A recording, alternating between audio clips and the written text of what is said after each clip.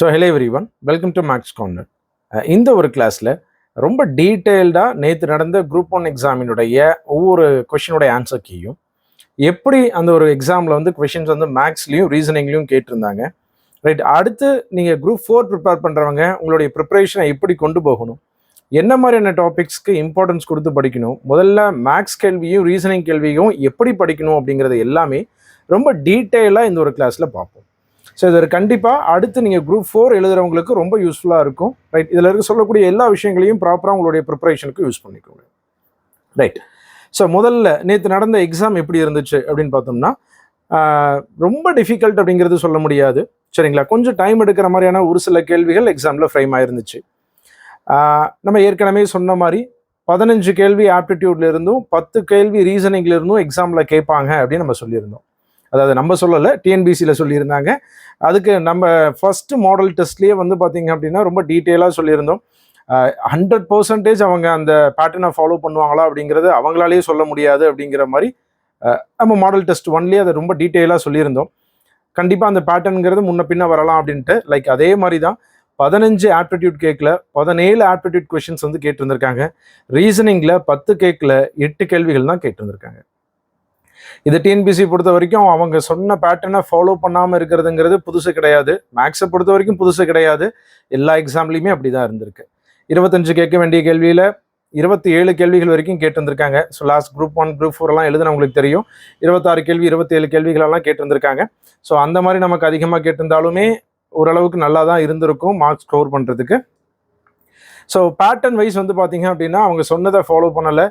அதே மாதிரி syllabus wise வந்து பார்த்தீங்க அப்படின்னா அதையும் ஃபாலோ பண்ணலை. நிறைய பேர் என்கிட்ட கேட்கக்கூடிய டவுட்ஸ் வந்து பார்த்தீங்க அப்படின்னா ரீசனிங்காக இருக்கட்டும், ஆப்டிடியூடாக இருக்கட்டும், சிலபஸில் இருக்கக்கூடிய டாபிக் மட்டும் போதுமா? ரைட், நான் நிறைய உங்ககிட்ட டீட்டெயிலாக சொல்லியிருக்கேன். ஸோ அடுத்து குரூப் 4 ப்ரிப்பேர் பண்ணுறவங்களுக்கு இது யூஸ்ஃபுல்லாக இருக்குங்கிறதுக்காக மறுபடியும் ஒரு முறை மீன் பண்ணுறேன். ஸோ ஒரு 10 வருஷத்தில் டிஎன்பிசியில் அவங்க என்ன சிலபஸ் கொடுத்துருக்காங்களோ அந்த டாப்பிக்கில் இருந்து மட்டுமே கேள்வி இது வரைக்கும் ஃப்ரேம் ஆனதே கிடையாதுங்க. ரைட், நான் ஒரு சில ஸ்டூடெண்ட்ஸ் எல்லாம் எங்கிட்ட டவுட்டாக கேட்டுருந்துருக்கீங்க, ஏபிஜிபி டாபிக் எல்லாமே படிக்கணுமா அப்படின்னு சொல்லிட்டு. ரைட், ஏபிஜிபியில் ரொம்ப ஸ்டாண்டர்டாக ஒரு கேள்வி கேட்டுருந்துருக்காங்க குரூப் 1ல்.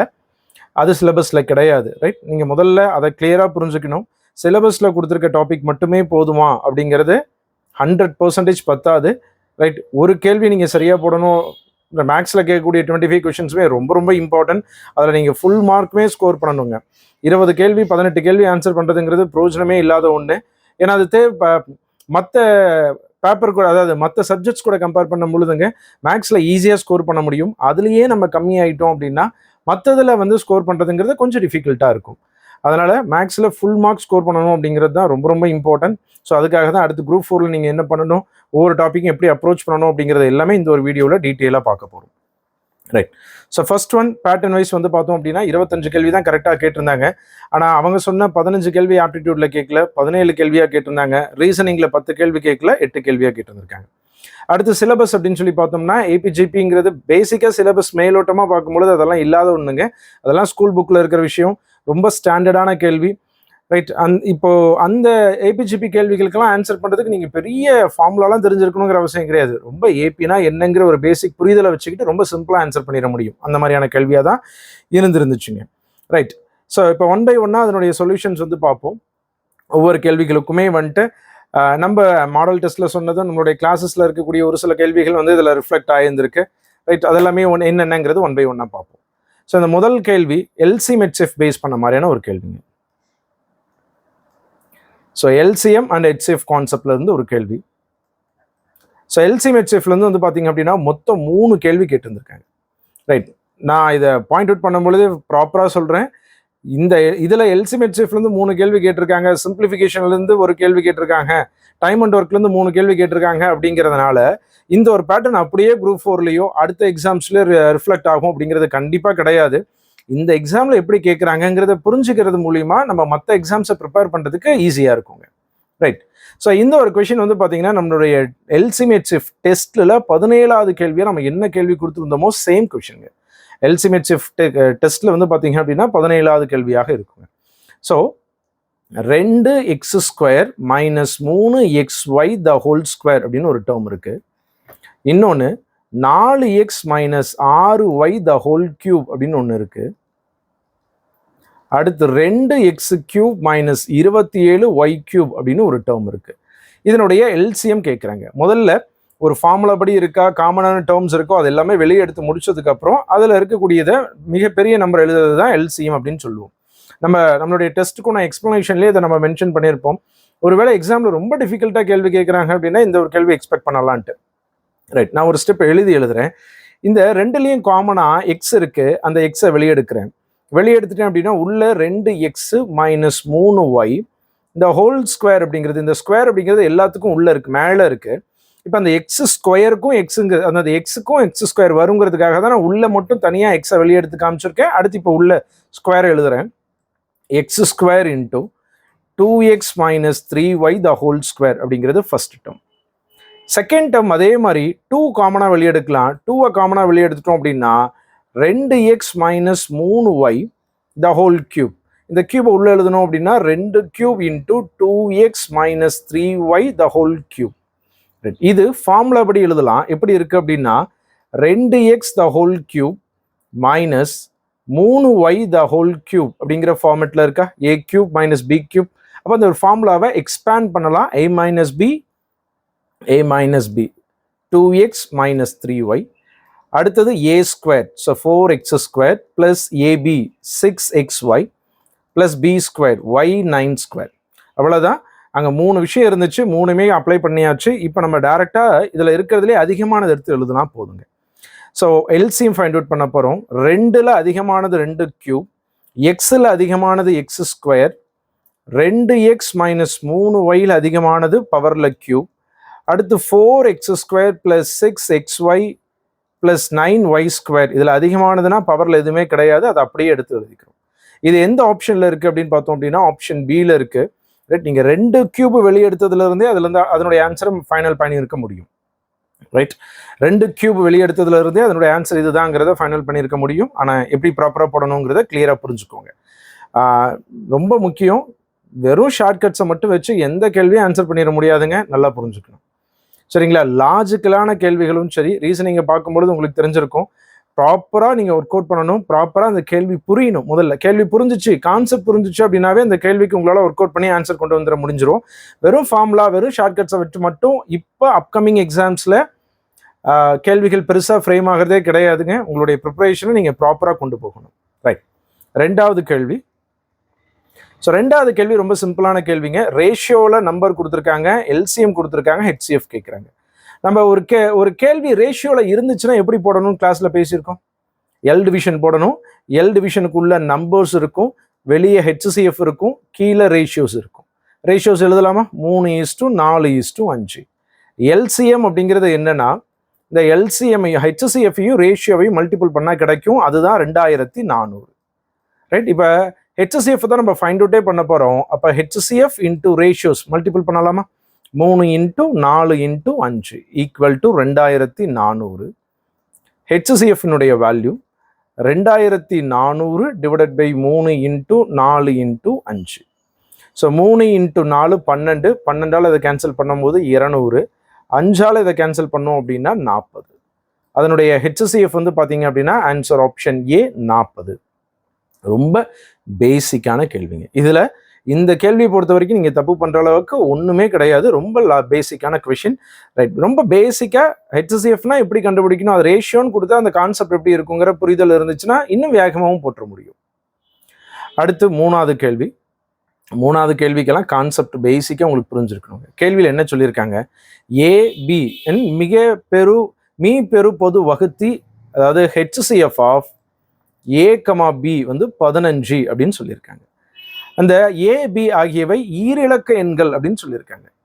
இவ்வாறு எத்தனை இணை எண்கள் காணப்படுகின்றன, எத்தனை ஜோடி இருக்குங்கிறது கேள்விங்க.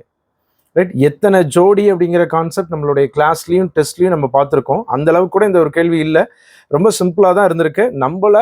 நம்ம தான் நம்பரை ஃப்ரேம் பண்ணுற மாதிரி இருந்திருக்கு. அப்போது ஹெச்சிஎஃப் இதுலேருந்து உங்களுக்கு என்னெல்லாம் புரிஞ்சிருக்கணுங்கிறத கவனிங்க. ஹெச்சிஎஃப் 15 அப்படின்னா அந்த ரெண்டு நம்பரும் 15னுடைய மடங்குகளாக இருக்கணுமா? முதல்ல எதெல்லாம் 15னுடைய மடங்குகள் எழுதலாமா? 15, இன்னொரு 15 சேர்த்துனா 30, 45, 60, 75, 90. இது எல்லாமே 15னுடைய மடங்குகள். அப்போது ஏபி அப்படிங்கிற நம்பர்ஸ் இந்த நம்பர்ஸில் எது வேணாலும் இருக்கலாம். ஏன் சார் 90 தாண்டி போகல, 105 போகல? அந்த கேள்வியில் அது ஈரிலக்க எண் 2 டிஜிட் நம்பர்னு சொல்லியிருக்காங்க. அப்போ நம்ம 90 வரைக்கும் தான் 2 digit number. Clear? Right. So இப்போ இதில் எதெல்லாம் அந்த காம்பினேஷனில் இருக்குன்னா HCF 15 வர மாதிரி இருக்கணும். அப்போ HCF 15 வரணும் அப்படின்னா ரைட், அந்த ரெண்டு நம்பரில் சின்ன நம்பர் 15ஆக இருக்கணும். அப்போ தான் அதனுடைய HCF 15ஆக வரும். அது ஒன்று. அந்த ரெண்டு நம்பரினுடைய டிஃப்ரென்ஸ் 15 மல்டிபிள்ஸாக இருக்கும் பொழுது 15ங்கிறது வருங்க. ரைட், செக் பண்ணலாமா? ஸோ இதனால நான் காம்பினேஷன்ஸ் கம்பைன் பண்ணி எழுத போகிறேன். 15,30 அப்படிங்கிறது ஒரு நம்பர், ஒரு ஜோடி, ஒரு இணை அப்படின்னு சொல்லலாம். 15க்கும் 30க்கும் எல்சிஎம் எடுத்தோம் அப்படின்னா 15 இருக்கிறதுல சின்ன நம்பர் 15, அதுதான் HCF-ஆக இருக்கும். ரெண்டுமே 15 மடங்கு தான். அப்போ 15,30 HCF 15. இது ஒரு நம்பர். அடுத்து நான் அப்படியே கம்பேர் பண்ணிக்கிட்டே போகிறேங்க. ரைட், 15யும் 45யும் HCF வந்து பார்த்தீங்க அப்படின்னா 15ஆக இருக்கும். அடுத்து 15க்கும் 60க்கும் HCF 15 தான். அடுத்து 15க்கும் 75க்கும் HCF 15 தான். அடுத்து 15க்கும் 90க்கும் HCF வந்து பார்த்தீங்கன்னா 15 தான். இப்போ 15 கூட கம்பேர் பண்ண மாதிரி அடுத்து 30 எடுத்துட்டு போய் அடுத்த நம்பர் கூட கம்பேர் பண்ண போகிறேன். 30க்கும் 45க்கும் இருக்கக்கூடிய HCF 15. நீங்கள் ஒவ்வொரு முறையும் HCF கண்டுபிடிச்சி 15 கண்டுபிடிக்கணுங்கிற அவசியம் கிடையாதுங்க. இந்த பேசிக் புரிதல் இருக்கணும்.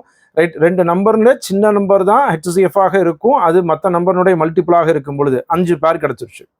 இங்கே 6வது கேள்வியில் சின்ன நம்பர் அப்படிங்கிறது 30, ஆனால் 30க்கும் 45க்கான வித்தியாசம் 15. அப்போ அந்த ரெண்டு நம்பரும் 15 மடங்குகள். அப்போ இந்த ரெண்டு நம்பருக்கும் HCF அப்படிங்கிறது 15ஆக இருக்குங்க. 7வதுக்கு 30க்கும் 60க்கும் எடுத்துக்க முடியாதுங்க. 30க்கும் 60க்கும் எடுத்துக்கிட்டோம் அப்படின்னா இந்த ரெண்டு நம்பர்ல சின்ன நம்பர் 30, இந்த ரெண்டு நம்பருடைய வித்தியாசமும் 30. அப்போ HCF 30ஆக தான் இருக்குமே தவிர 15ஆக இருக்காது. அப்போ இந்த ஜோடியை கவுண்ட்ல எடுத்துக்க கூடாது. ரைட், அப்போ 30யும் 75ம் ஒரு ஜோடிங்க. அடுத்து 30ம் 90ம் எடுத்துக்க முடியுமா அப்படின்னா 30ம் 90ங்கிறது 30 மடங்கு, வித்தியாசம் 60, 60ங்கிறது 30 மடங்கு தான். இதுவுமே அந்த கண்டிஷன்ல வரல. ரைட், அப்போ 30க்கான பேர் முடிஞ்சுங்க. அடுத்தது 45 வச்சு பார்ப்போம். ஸோ 45க்கும் 60க்கும் HCF வந்து 15ஆக இருக்கும். அடுத்து 45க்கும் 75க்கும் HCF வந்து 15ஆக இருக்கும். 45க்கும் 90க்கும் HCF வந்து பார்த்தீங்க அப்படின்னா 90ஆக 45ஆக தான் இருக்கும். ஏன்னா 45ங்கிறது சின்ன நம்பர், ரெண்டு நம்பருடைய டிஃப்ரென்ஸும் 45 தான். அப்போ கண்டிப்பாக 45,90ங்கிறதுனுடைய HCF வந்து பார்த்தீங்கன்னா 15ஆக இருக்காது. அடுத்தது 60 வச்சு எழுதிக்கலாம். 60,75. ரைட், நான் அதை உங்களுக்கு புரியறதுக்காக எக்ஸ்பிளைன் பண்ணுறதுனால தான் இவ்வளோ டைம் எடுத்துக்குதுங்க. கான்செப்ட் புரிஞ்சிருந்துச்சு அப்படின்னா இதை கம்பேர் பண்ணுறது எப்படிங்கிறது உங்களுக்கே புரிஞ்சிருக்கும்னு நினைக்கிறேன். அடுத்தது 60,90 வரதுக்கு வாய்ப்பு இல்லை. ஏன்னா 60ம் 90ம் சின்ன நம்பர் வந்து 30, சின்ன நம்பர் 60, 60க்கும் 90க்கும் நடுவில் 30 வித்தியாசம் இருக்கு. அப்போ அதனுடைய HCF 30ஆக தான் இருக்குங்க. அடுத்து 75,90. ரைட், அப்போ மொத்தம் எத்தனை ஜோடிகள் இருக்குது அப்படின்னா 11 ஜோடிகள் இருக்குது. உங்களால் கவனிக்க முடியுதா? 11 ஜோடிகள் இருக்குது. 15,30 எழுதுன மாதிரி 30,15 எழுதக்கூடாதா அப்படின்னா அதுவும் அதே ஜோடி தான். ரைட், 15,30, 30,15 ரெண்டுமே ஒன்று தான். ரிப்பீட்டட் எதையுமே எடுத்துக்க வேண்டாங்க. ரைட், இப்போ நம்ம எழுதுனது எல்லாருக்கும் புரியுது இல்லைங்களா? இதே எத்தனை ஜோடி இருக்குது, கோப்ரைம் அப்படிங்கிற விஷயங்கள் எல்லாமே வச்சு நம்ம எழுதுவோம். சரிங்களா? ரைட், ஸோ இந்த ஒரு லாஜிக் உங்களுக்கு புரிஞ்சிருக்கும் அப்படிங்கிறத நம்புகிறேன். அடுத்த கேள்வி போகலாம். ஸோ இந்த 3 கேள்வியும் வந்து பார்த்தீங்க அப்படின்னா LCM HCFலேருந்து கேட்ட ஒரு கான்செப்ட்டுங்க. LCM HCF அப்படிங்கிற டாப்பிக்லேருந்து மொத்தம் 3 கேள்விகள் கேட்டுருந்துருக்காங்க. அடுத்து 4வது கேள்வி, SICAயில் 3 வருஷத்தில் காம்பவுண்ட் இன்ட்ரெஸ்ட்டுக்கும் சிம்பிள் இன்ட்ரெஸ்ட்டுக்கும் இருக்கக்கூடிய டிஃப்ரென்ஸ் கண்டுபிடிக்கிற மாதிரியான கேள்வி. உங்களுக்கு நல்லா ஞாபகம் இருக்கும்னு நினைக்கிறேன். மாடல் டெஸ்ட் 1லேயே நான் இந்த ஒரு கேள்வியை ஆட் பண்ணேன். இதே மாதிரி மாடல் டெஸ்ட் 1ல் சிம்பிள் இன்ட்ரெஸ்ட் காம்பவுண்ட் இன்ட்ரெஸ்ட்டில் டிஃப்ரென்ஸ் எக்ஸ்பெக்ட் பண்ணுற மாதிரி கேள்விகள் கண்டிப்பாக எதிர்பார்க்கலாம். டிஃப்ரென்ஸ் கண்டுபிடிக்கிற மாதிரியான கேள்விகள் 2 வருஷத்தில் டிஃப்ரென்ஸ் நிறைய முறை கேட்டுட்டாங்க. 3 வருஷத்தில் எக்ஸ்பெக்ட் பண்ணலாம்னு நான் சொல்லியிருந்தேன். அது அப்படியே ரிப்பீட் ஆயிருந்துச்சு. ரைட், இந்த மாடல் டெஸ்ட் 1 பார்த்தவங்களுக்கு எல்லாமே இது கொஞ்சம் ரொம்ப ஈஸியாகவே இருந்திருக்கும்னு நினைக்கிறேங்க. ஸோ ஜஸ்ட் ஃபார்முலா மட்டும் எழுதினா போதும். Sum equal to difference into 100 cube divided by 300 + r into r². So இந்த இடத்துல டிஃப்ரென்ஸ் கொடுத்துருக்காங்க 183. 100 into 100 into 100 divided by 300 + r. 300 கூட ஒரு 5 சேர்த்துக்கிட்டோம் அப்படின்னா 305 இன்டூ 25. ஸோ 25ஆல் இதை கேன்சல் பண்ணும்பொழுது 4 முறை. 5ஆல் கேன்சல் பண்ணும்போது இது 20 முறை, இது 61 முறை. 61 அப்படியே 61ஆல் கேன்சல் பண்ணோம் அப்படின்னா 3 முறை. ஸோ 3 இன்ட்டு 2 6, 6 இன்ட்டு 4 24, 24 கூட அந்த 3 ஜீரோவையும் சேர்த்து எழுதிக்கலாம். ஸோ 24,000 அப்படிங்கிறது ஆன்சர் ஆப்ஷன் சி அசல். வெறும் ஃபார்முலா மட்டும் தெரிஞ்சிருந்தா போதுங்க. இந்த இடத்துல ரொம்ப இம்பார்ட்டன்ட். ரைட், இந்த ஒரு கேள்வி நம்ம சொன்னதுபடியே ரிப்பீட் ஆகிருந்துருக்குங்க. அடுத்து 5வது கேள்வி. ஸோ 5வது கேள்வி சிம்பிள் இன்ட்ரெஸ்ட் கேள்வியை தான் கொஞ்சம் வித்தியாசமாக புதுசாக ஒரு முறை கேட்டிருந்திருக்காங்க. தனி வட்டி தான், ஆனால் 2 வருஷத்துக்கு ஒரு முறை அந்த வட்டி அது கூட சேர்ந்துக்குது அப்படிங்கிற மாதிரியான கொடுத்துருக்காங்க. இப்போ ரமேஷ் அப்படிங்கிற ஒருத்தர் 15,600 ஒரு வைப்பு தொகையாக 10% தனி வட்டி விகிதத்தில் முதலீடு செய்கிறாரு. ஒவ்வொரு 2 ஆண்டு முடிவிலும் அவர் வட்டி தொகையை அசலுடன் இணைக்கிறார் எனில் 4ஆம் ஆண்டின் முடிவில் இணைக்கப்படும் வட்டி தொகை எவ்வளவுன்னு கேட்குறாங்க.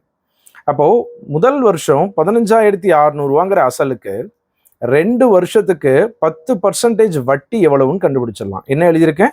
SI = PNR/100 அப்படிங்கிற ஃபார்முலாவை தான் அப்படியே எழுதியிருக்கேங்க. ரைட், இந்த 2 ஜீரோவுக்கு இந்த 2 ஜீரோவை கேன்சல் பண்ணிடலாம். ஸோ 156 இன்ட்டு 2 312, அது கூட ஒரு ஜீரோ சேர்த்தும் பொழுது 3120.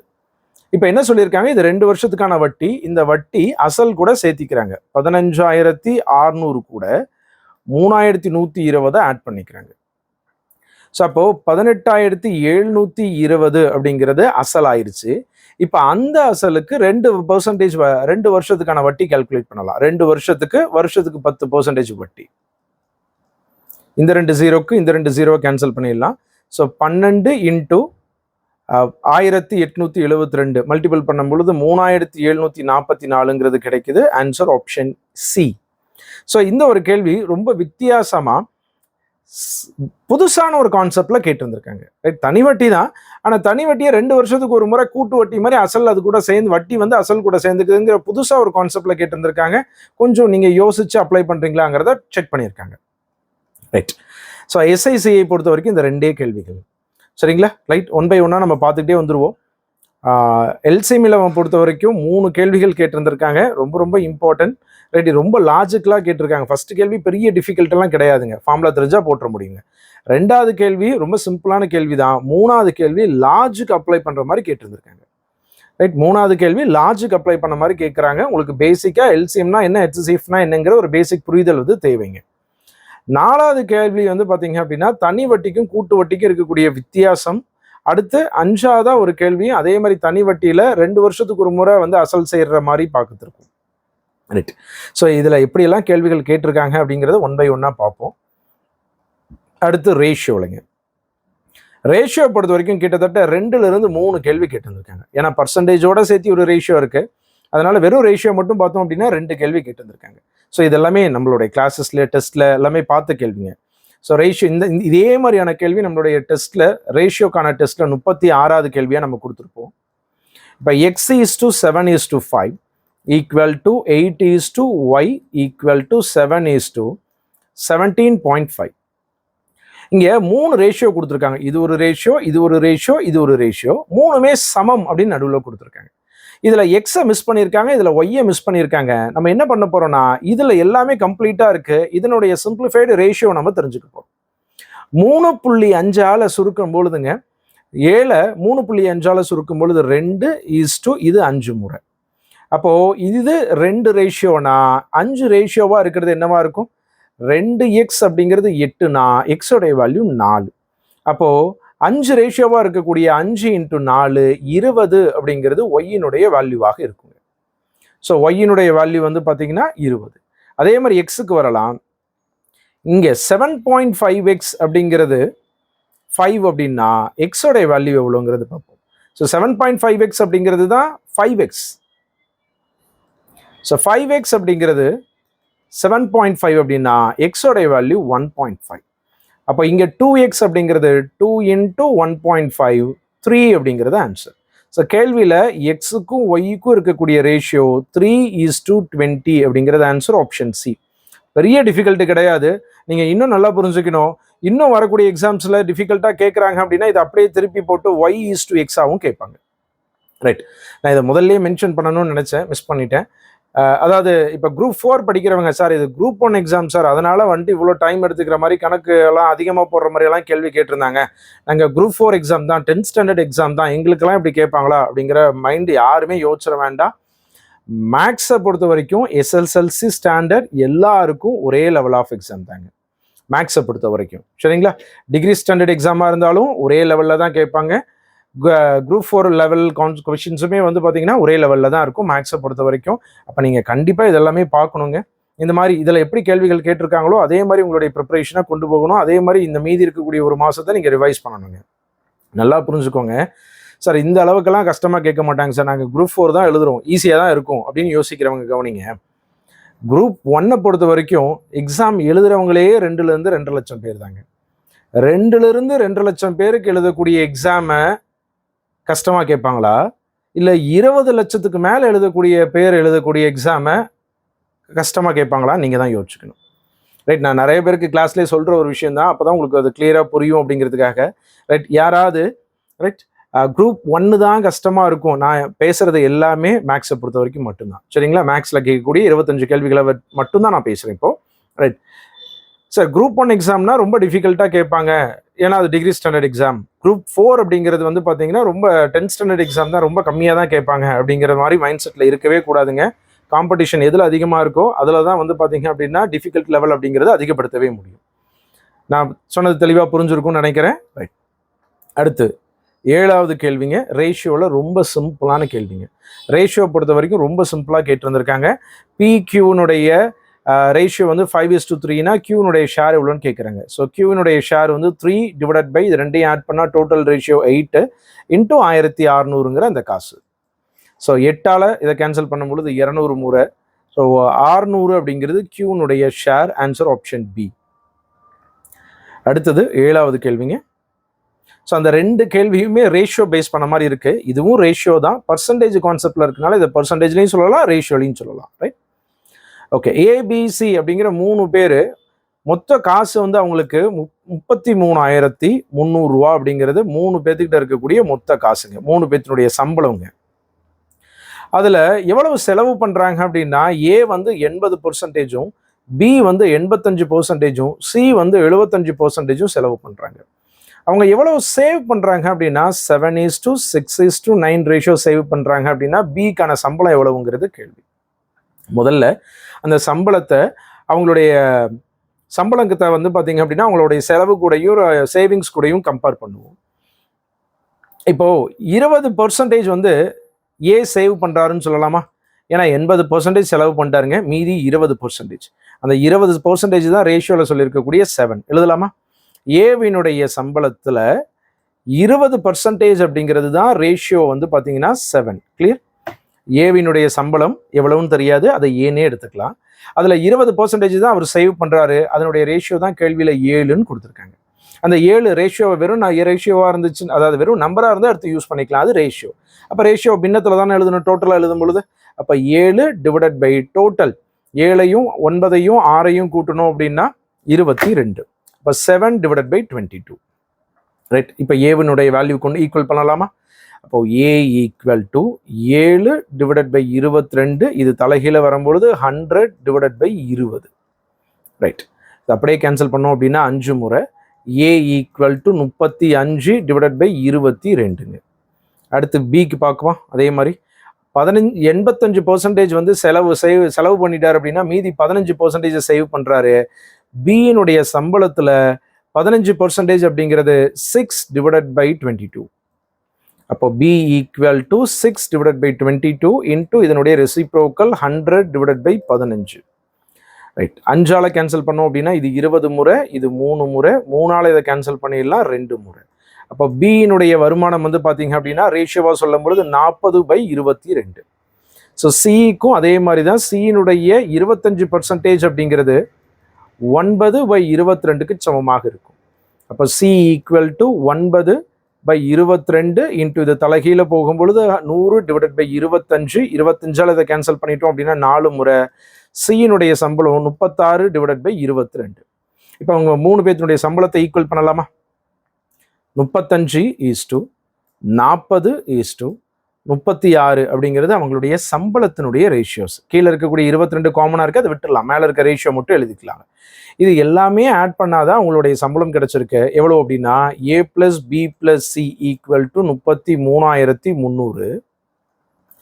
ஏங்கிறது 35x, பிங்கிறது 40x, சி அப்படிங்கிறது 36x = 33,300. இதெல்லாம் ஆட் பண்ணோம் அப்படின்னா 111x = 3,300. அப்போ எக்ஸோடைய வேல்யூ 3,300 டிவைடட் பை 111. ஸோ இதை கேன்சல் பண்ணோம் அப்படின்னா 300 அப்படிங்கிறது எக்ஸோடைய வேல்யூ, ரைட்? இப்போ யாரோட இதை கேட்குறாங்க? பியினோட இதை கேட்குறாங்க. இப்போ 40 × 300, ரைட்? 12 அந்த 3 0, 12,000 அப்படிங்கிறது பியினுடைய ஷேருங்க. ஸோ 8வது கேள்வியினுடைய ஆன்சர் 12,000 அப்படிங்கிறது பியினுடைய ஷேர். இந்த ஒரு கேள்வி ரொம்ப டைம் எடுத்துக்கிற மாதிரியான கேள்வியாகவும் இருந்திருக்கு, அதை போடுறதுக்கு கொஞ்சம் டிஃபிகல்ட்டான ஒரு கேள்வியாகவும் இருந்துருக்குங்க, ரைட்? இதுக்கு முன்னாடி பார்த்த கேள்விகளில் எதுவுமே அந்த மாதிரி கிடையாது. ஸோ இந்த ஒரு கேள்வி மட்டும்தான் வந்து பார்த்தீங்க அப்படின்னா டைம் அதிகம் எடுத்துக்கிற மாதிரியான கேள்வியாகவும் கொஞ்சம் டிஃபிகல்ட்டாகவும் கொஞ்சம் வித்தியாசமாகவும் கேட்டிருக்காங்க. இப்போ இந்த கேள்வியினுடைய எக்ஸ்பிளனேஷன் புரிதல்ல இருந்து உங்களால் இந்த மாதிரியான கேள்விகளை இப்போ அப்ரோச் பண்ண முடியும், ரைட்டுங்களா? ரைட். இங்கே ஈக்குவல் பண்ணது புரியுதான்னு மட்டும் பாருங்கள். இந்த ஒரு ஸ்டெப்பை மட்டும் நான் சொல்கிறேன், அதுக்கப்புறம் மொத்த கான்செப்ட் உங்களால் புரிஞ்சுக்க முடியுங்க. 80% வந்து ஏ செலவு பண்ணிட்டாருங்க, 7 ரேஷியோ வச்சுருக்காருங்க. அப்போ 7 ரேஷியோங்கிறது பர்சன்டேஜாக சொல்லும் பொழுது 20%. அப்போ ஏவினுடைய சம்பளத்தில் 20%ங்கிறது 7 ரேஷியோ. 7 ரேஷியோ எழுதும்பொழுது பின்னமாக எழுதும்போது டோட்டல் ரேஷியோ கீழே எழுதணும் இல்லைங்களா? அப்போ 22 கீழே, ரைட்? ஓகேங்க. ஸோ 9வது கேள்வி ரொம்ப பேசிக்கான கேள்வி, பெருசாக கான்செப்ட்லாம் கிடையாது. 80% வந்து அகிலா அப்படிங்கிறவங்க மார்க் வாங்கியிருக்காங்க. எவ்வளோ மார்க் வாங்கியிருக்காங்க அப்படின்னா 576 மார்க் வாங்கியிருக்காங்க. அதுதான் 80%. அந்த எக்ஸாமினுடைய மேக்ஸிமம் மார்க் எவ்வளோன்னு கேட்குறாங்க, ரைட்? கிராஸ் மல்டிபிள் பண்ணலாம். 576 × 100 டிவைடட் பை 80 = x. ஸோ 20ஆல் கேன்சல் பண்ணோம் அப்படின்னா இது 5 முறை, இது 4 முறை. 4ஆல் கேன்சல் பண்ணோம் அப்படின்னா 144. அது 5ஆல் பெருக்கும் பொழுது 720 அப்படிங்கிறது ஆன்சர். அந்த எக்ஸாமினுடைய மேக்ஸிமம் மார்க் வந்து பார்த்தீங்க அப்படின்னா 720, ரைட்? இது ரொம்ப சிம்பிளான கேள்வி, ரைட்? அதாவது குரூப் 4 பார்க்குறவங்க கவனிங்க, குரூப் 1லேயும் இந்த மாதிரி சிம்பிளான கேள்விகள் தான் கேட்பாங்க, சரிங்களா? ரைட். எல்லாமே ஒரே மாதிரியான எக்ஸாம், ரைட்? இந்த 10வது கேள்வி ரொம்ப ரொம்ப இம்பார்ட்டன்ட்ங்க, ரைட்? நம்மளுடைய கிளாஸில் பர்சன்டேஜ் கிளாஸில் 46வது கேள்வி இதே மாதிரியான ஒரு கான்செப்ட். அது போக நம்மளுடைய கம்யூனிட்டி டேப்லையும், யூடியூப் சேனலுடைய கம்யூனிட்டி டேப்லையும், மேக்ஸ் கார்னருடைய யூடியூப் சேனல்லையும் வந்து பார்த்தீங்க அப்படின்னா ஒரு ஷார்ட்ஸ் வீடியோவோ ரொம்ப டீட்டெயிலாக எக்ஸ்பிளைன் பண்ணி ஒரு வீடியோவை நான் வந்து போஸ்ட் பண்ணியிருந்தேன். நீங்கள் அதை பார்த்துருப்பீங்கன்னு நினைக்கிறேன், ரைட்? இதே கான்செப்ட்டுங்க, ரொம்ப டீட்டெயிலாக இதில் எப்படியெல்லாம் கேள்விகள் கேட்கலாம் அப்படிங்கிறத நம்ம பார்த்துருந்தோம், ரைட்? ஸோ நான் திரும்பவும் சொல்கிற விஷயம், இந்த ஒரு கேள்வி வந்து நீங்கள் என்ன புரிஞ்சுக்கலாம் அப்படின்னா பர்சன்டேஜ் ரொம்ப ஸ்டாண்டர்டாக கேட்குறாங்க, பர்சன்டேஜ் வெறும் அது கம்பேர் பண்ணுற மாதிரியோ இல்லை ரொம்ப பேசிக்கான கேள்விகளும் கேட்குறாங்க. நல்லா கவனிங்க, இது ரொம்ப பேசிக்கான கேள்வி. இந்த கேள்வி ஆன்சர் பண்ணுறதுக்கு உங்களுக்கு பர்சன்டேஜுங்கிற ஒரு விஷயம் புரிஞ்சிருக்கணுங்கிற அவசியம் கூட கிடையாது. ஆனால் இந்த கேள்வி ஆன்சர் பண்ணுறதுக்கு உங்களுக்கு நிறைய விஷயங்கள் தெரியணும். அதாவது கேள்வியில் சொன்னது மட்டும் புரிஞ்சா போதுங்க. பீட்டர் என்பவர் ஒரு தேர்வின் அதிக மதிப்பெண்களில் 30% வாங்கியிருக்காருங்க. பீட்டர் அப்படிங்கிறவர் 30% மார்க் வாங்கியிருக்காருங்க. ஆனால் 10 மார்க் மதிப்பெண் வித்தியாசத்தில் தோல்வி அடைந்துட்டார். அவர் பாஸ் ஆகலை. பாஸ் ஆகிறதுக்கு இன்னும் 10 மார்க் பத்தலை. இதே பால் அப்படிங்கிற ஒருத்தர் அதே தேர்வில் 40% மார்க் வாங்கியிருக்காருங்க, ரைட்? 40% மார்க் வாங்கியிருக்காரு. ஆனால் அவர் பாஸ் மார்க்கை விட 15 மார்க் அதிகமாக வாங்கியிருக்காரு அப்படின்னு சொல்லியிருக்காங்க. இந்த 2 டேட்டா கேள்வியில் இருக்கு. அடுத்தது, அந்த தேர்வின் தேர்ச்சி மதிப்பெண் எவ்வளவு, பாஸ் மார்க் எவ்வளவுன்னு இந்த கேள்வியில், ரைட்? நான் அந்த யூடியூப்ல போட்டுறதும் சரி, நம்மளுடைய மேக்ஸ் கார்னர் கோர்ஸில் இருக்கிறதும் சரிங்க, பாஸ் பர்சன்டேஜ் எவ்வளவுன்னு கேள்வி, ரைட்? ரெண்டும் ஒரே கான்செப்ட் தாங்க. இப்போ 2 பேர் வாங்கின மார்க்கினுடைய பர்சன்டேஜ் டிஃப்ரென்ஸ் வந்து 10%, மார்க் டிஃப்ரென்ஸ் வந்து 25 மார்க் சொல்லலாமா? இது 2ஐயும் கழிச்சிருக்கோம், இதை 2ஐயும் கூட்டியிருக்கோம். ஏன் கழிக்கிறோம், ஏன் கூட்டுறங்கிறது பாருங்க, ரொம்ப பேசிக்காக கவனிங்க. 30%க்கும் 40%க்கும் ஆன வித்தியாசம் 10%. அடுத்தது 10 மார்க் குறைவுங்க. ஒரு உதாரணத்துக்கு 70 மார்க் பாஸ் மார்க்னு எடுத்துக்கலாம். அப்போ பீட்டர் எவ்வளோ மார்க் வாங்கியிருக்காரு? 10 மார்க் கம்மியாக வாங்கியிருக்காரு, 60 தான் வாங்கியிருக்காரு. பால் எவ்வளோ வாங்கியிருக்காரு? 15 மார்க் அதிகமாக வாங்கியிருக்காரு, அப்போ 85 மார்க் வாங்கியிருக்காரு. அப்போ 2க்கு இருக்கக்கூடிய டிஃப்ரென்ஸ் 25 மார்க்கா? அதை தான் இங்கே நம்ம எழுதியிருக்கோம், ரைட்? இப்போ 10% அப்படிங்கிறது 25 மார்க் அப்படின்னா எக்ஸாமினுடைய டோட்டல் மார்க் எவ்வளோன்னு கேட்டால் 100% எவ்வளோன்னு கண்டுபிடிச்சா 250 மார்க் முடிஞ்சு. ஆனால் இங்கே கேட்டது என்னன்னா பாஸ் மார்க் எவ்வளவுன்னு கேட்குறாங்க. பாஸ் மார்க் எவ்வளோன்னு கேட்குறாங்க. ரைட். இப்போ பீட்டர் எவ்வளோ மார்க் கம்மியாக வாங்கியிருக்காருங்க? ரைட். பீட்டர் எவ்வளோ மார்க் கம்மியாக வாங்கியிருக்காரு? 10 மார்க் கம்மியாக வாங்கியிருக்காரா? ரைட். இங்கே பாருங்க, இப்போ பீட்டர் வாங்கின மார்க்கே சொல்லிடலாமா? ரைட். 10% அப்படிங்கிறது 25 மார்க் அப்படின்னா பீட்டர் 30% வாங்கியிருக்காரு. அப்போ 30% அப்படிங்கிறது 75 மார்க்கா? கணக்கு போடுற அளவுக்கு பெருசாக கான்செப்ட் கிடையாது, சொல்லிட முடியுது ஈஸியாக. 30% அப்படிங்கிறது 75 மார்க். ஆனால் பீட்டர் 10 மார்க் கம்மியாக வாங்கியிருக்காரு, ஏன்னா அவர் ஃபெயில் ஆகியிருக்காரு. அவருக்கு அந்த 10 மார்க் சேர்த்திடலாமா? அப்போ 85 மார்க் அப்படிங்கிறது pass mark. Answer option C. Right. Even நீங்க பாலினுடைய மார்க்ல இருந்து கூட சொல்லலாம். பால் எவ்வளவு மார்க் வாங்கியிருக்காரு? 40% வாங்கியிருக்காரு. 10% 25 அப்படின்னா 40%ங்கிறது 100 மார்க்கா?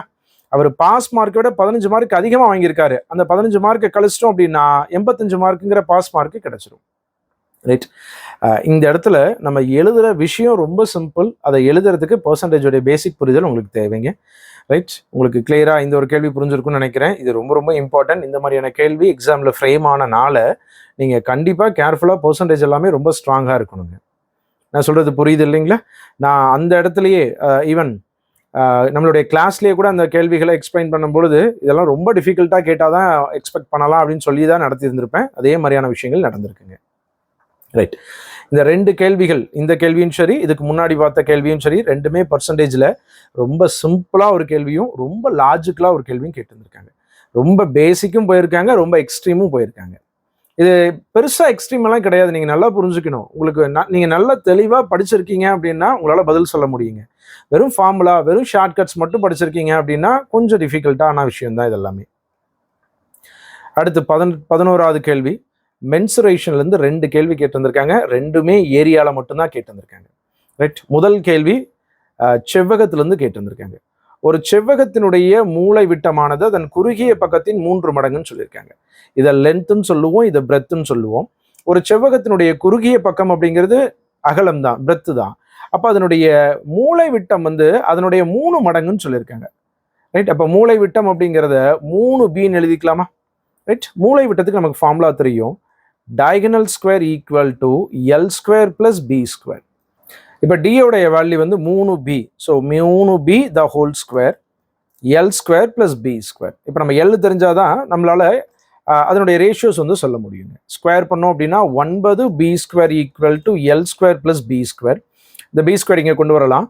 9b square minus B square equal to L square. 8b square equal to L square. Right. இதை root of 8b square equal to L அப்படின்னு எழுதலாம்.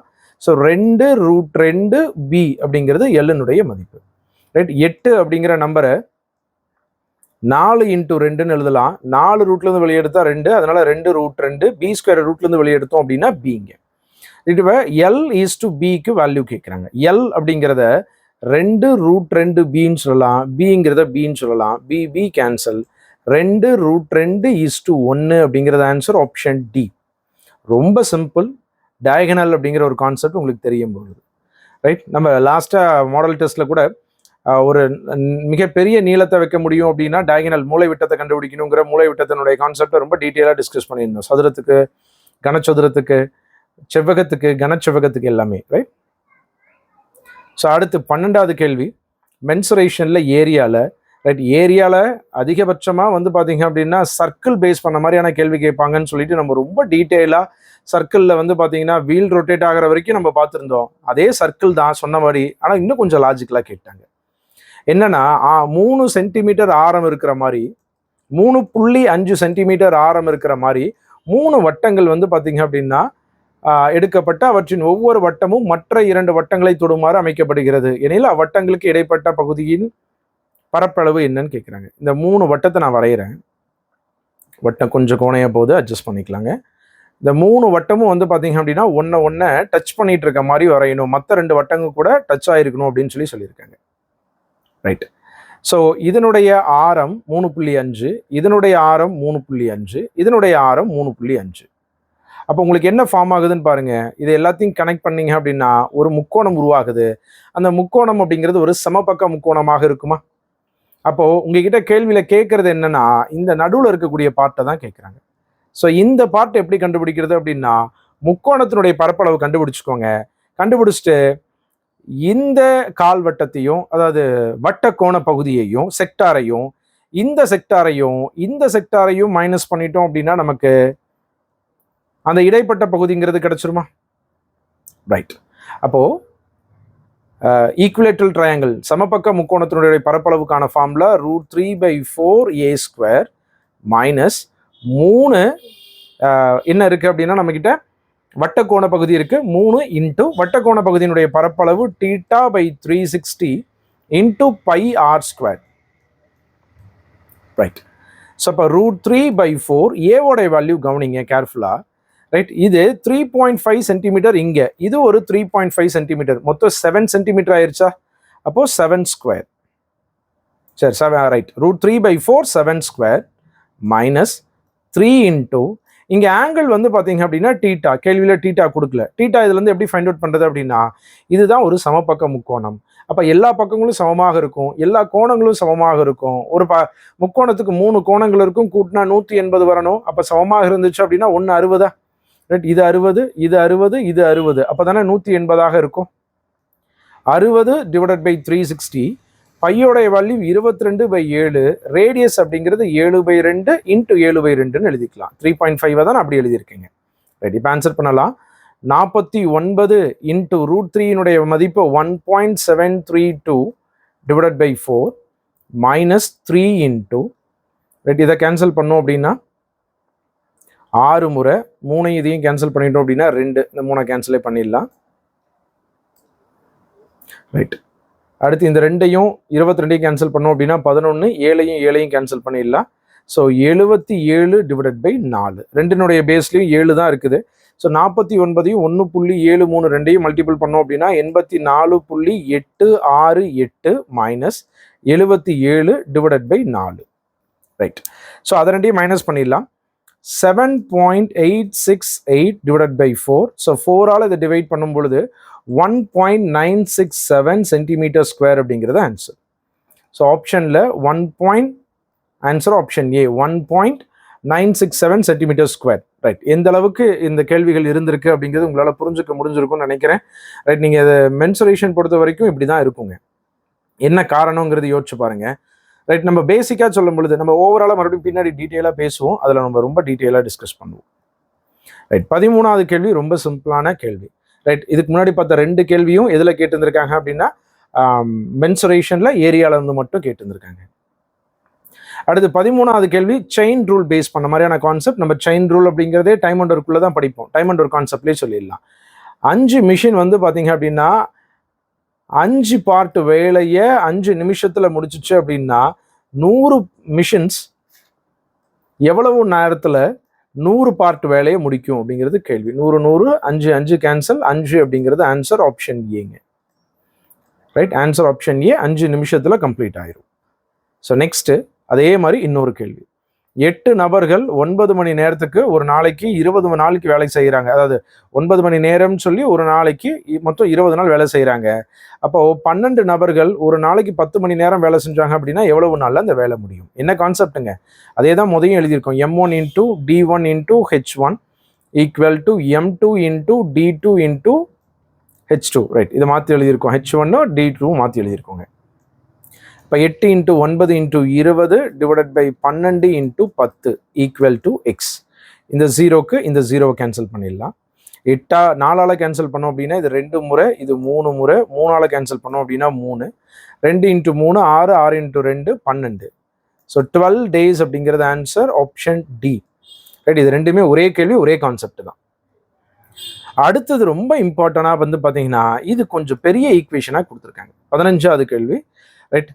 டைம் அண்ட் ஒர்க்கில் ரொம்ப பெரிய ஒரு ஈக்குவேஷனாக கொடுத்துருக்காங்க. அந்த ஈக்குவேஷன்ஸை நமக்கு எழுத தெரிஞ்சால் போதுங்க, ரொம்ப சிம்பிளாக ஆன்சர் பண்ணிட முடியும், நம்ம எழுதலாம். ரைட். ஒரு மென்னும்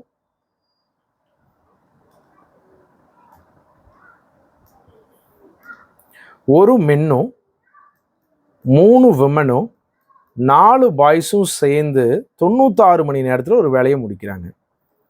2 மென்னும் 8 பாய்ஸும் சேர்ந்து 80 மணி நேரத்தில் அந்த வேலையை முடிக்கிறாங்க. 2 மென்னும் 3 விமனும் சேர்ந்து 120 மணி நேரத்தில் அந்த வேலை முடியுதுங்க.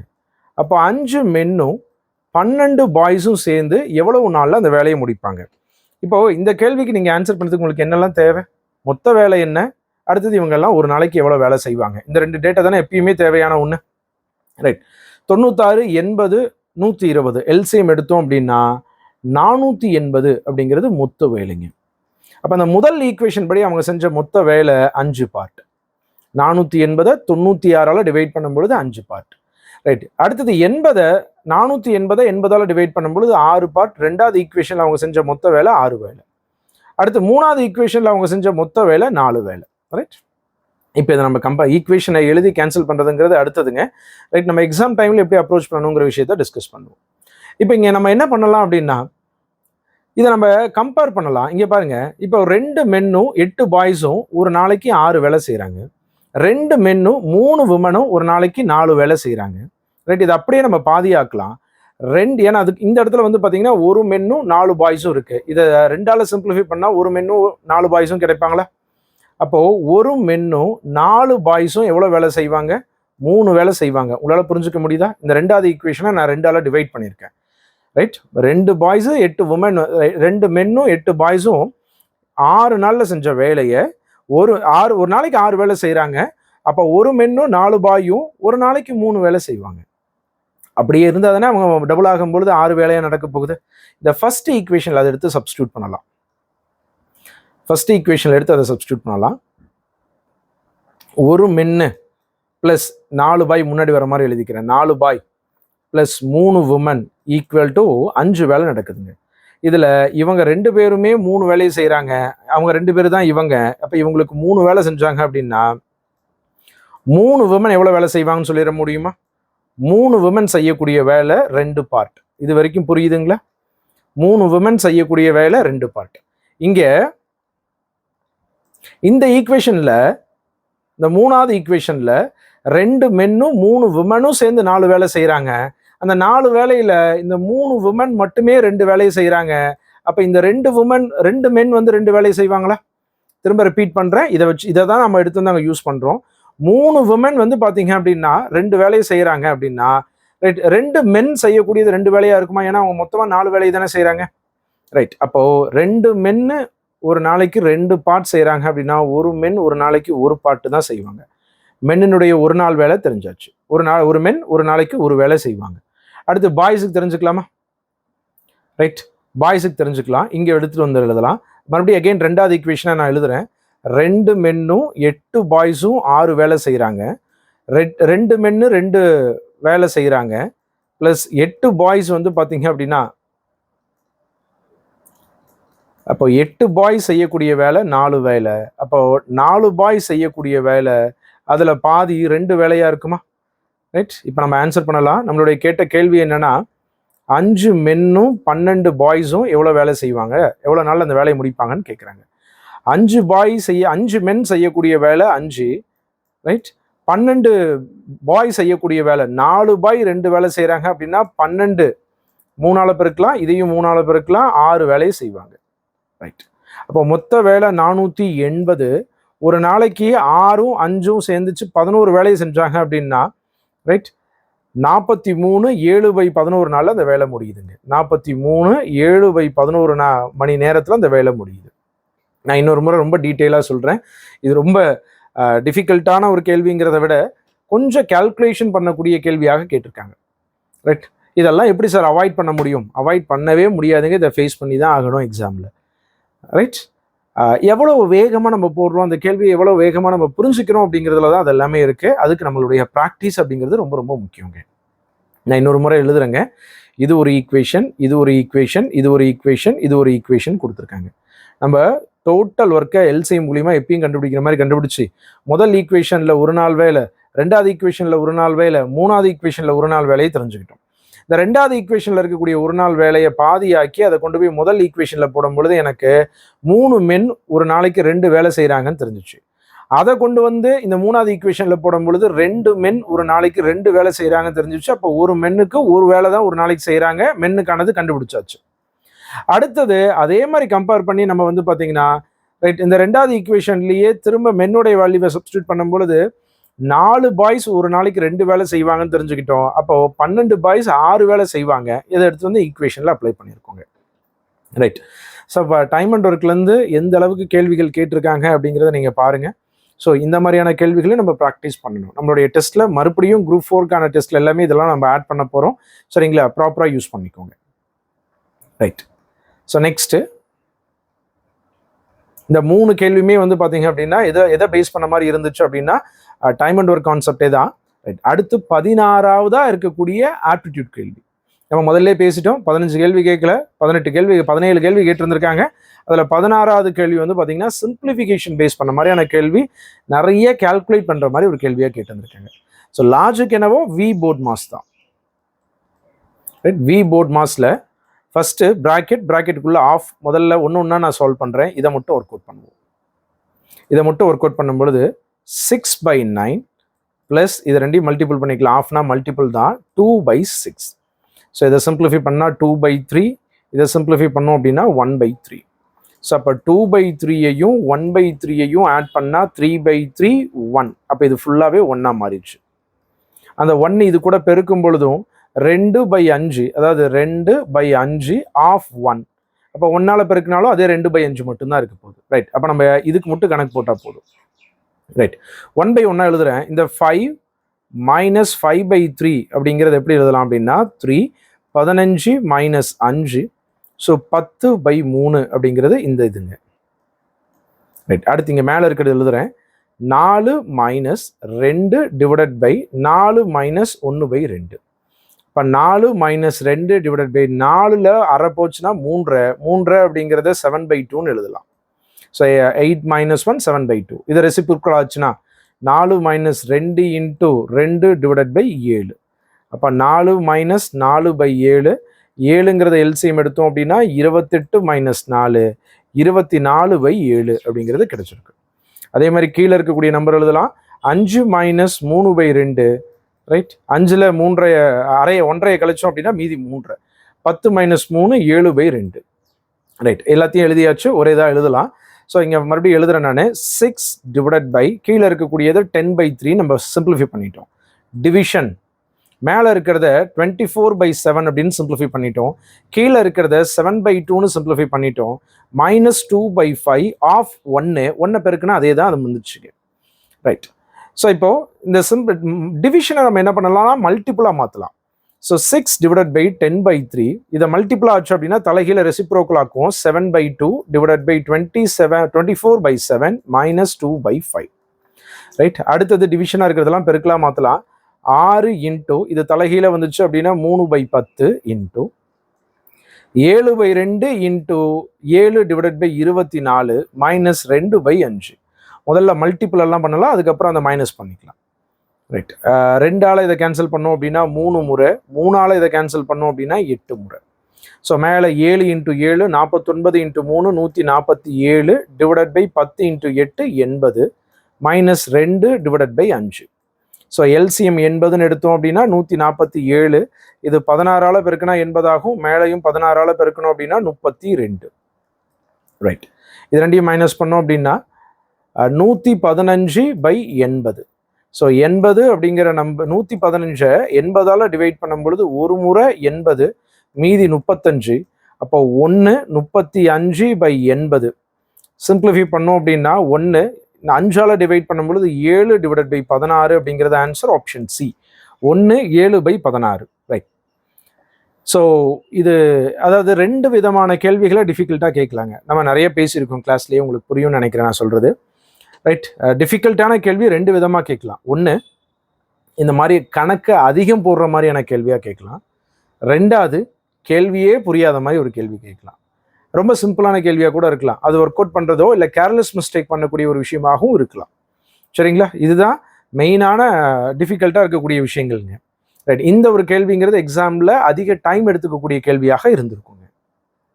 ஆனால் ஒர்க் அவுட் பண்ணால் ஆன்சர் வந்திருக்குங்க. அடுத்து 17 லாஸ்ட் கேள்வி ஆப்டிடியூட்ல. ரைட். ஏபி பேஸ் பண்ண மாதிரியான கேள்வி. ரைட்.